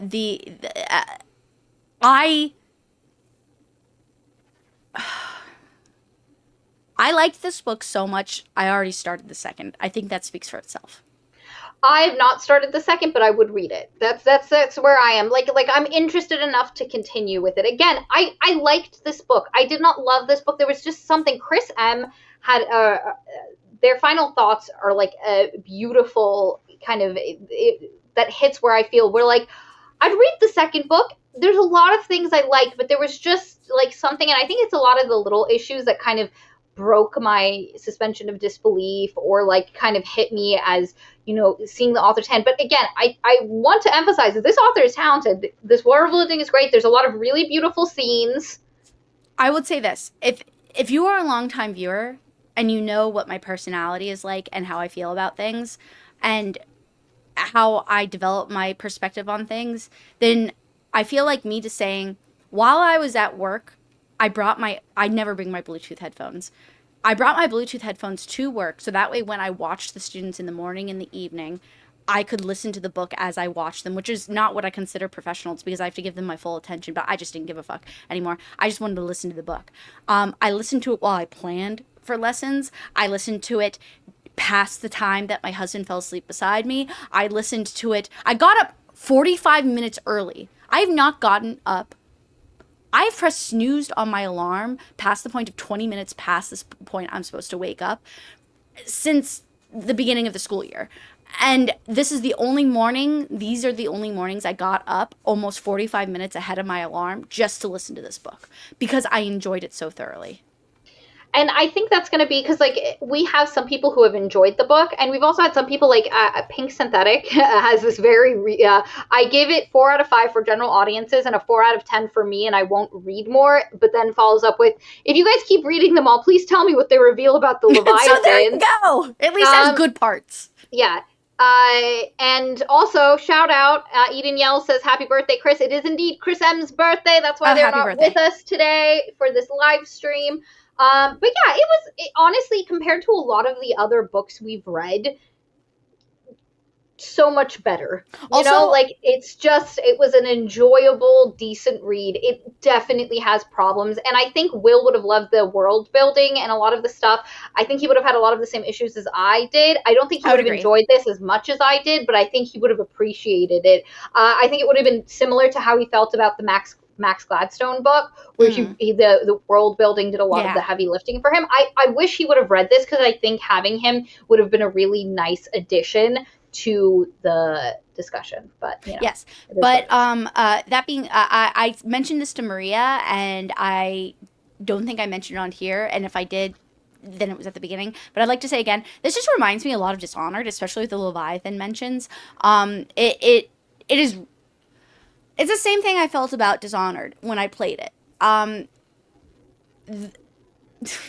This is a weird analogy, but I struggled to play the game because it requires creativity to play the game well, and you have to be good at playing video games to make it fun, to be creative enough to make the game interesting when it comes to the gameplay. That being said, the gameplay is genuinely fairly very good, but I never played the first one. I played the second one. As I was playing it, and I saw other people, this one guy in Brazil is like a master at it, and watching him play it, it's like, well, no wonder I want to play it. It looks so fun when he plays it because he's so good at it. And so when I play it, there's so much skill required that I'm just kind of like, oh God, it's not as fun because I don't have the skill. I don't have the skill yet. So I kind of feel the same way about this book, where it's like, if this book builds, that's why I said it needs to be 6+ books. Because if it doesn't build on itself in a way that's really, really epic, then in the end, the payoff won't be as good as the adventure. The adventure is very good, but I need a payoff at some point, and that's what I'm gambling.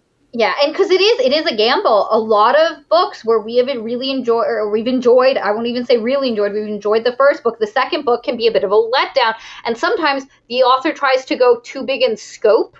Especially because I think the ultimate reveal of this series is going to be the history of the Leviathans and the history of the Yes. Empire, and Yes. that is an That entirely better pay different off. scale. But the thing is, it's an entirely different scale than this book. Oh, that's what This book is a much tighter story. It is it's a specific scope. It's a specific thing. That is an entirely different scope, and that's often the it's gamble. told, and so it's a huge gamble. This is a huge gamble. That's the gamble at the end of the day, and that's why I'm worth it, because I like the idea of the Elder. I mean, I love Elder Tor, so Yes. I'm just like, I mean, who doesn't? But so when those came in, but it didn't give us, but it gave us little hints. I was like, so this is worthy of my time in the interim because it was entertaining enough. But if I don't get that epic final adventure / overarching adventure and showdown when it comes to the reveal of the Leviathans, then this will not be an epic book series. It'll be a book series that I thoroughly enjoyed but would not replay.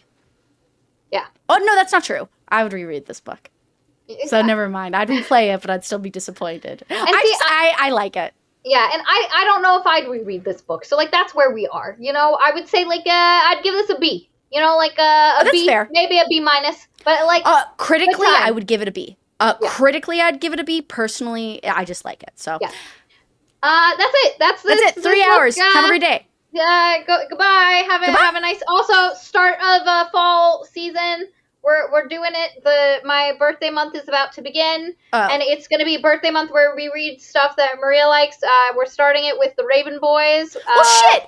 If Will has his horror arc and you have your birthday month, I want a birthday month at least. Please feel free. And we're also going to do, we're doing the Raven Cycle, Val and I, and then we're doing a reread of Spinning Silver later in the month. So exciting stuff. I'm very, let's enjoy it, guys. Happy birthday to Chris M. Happy birthday to me. Goodbye. Woo.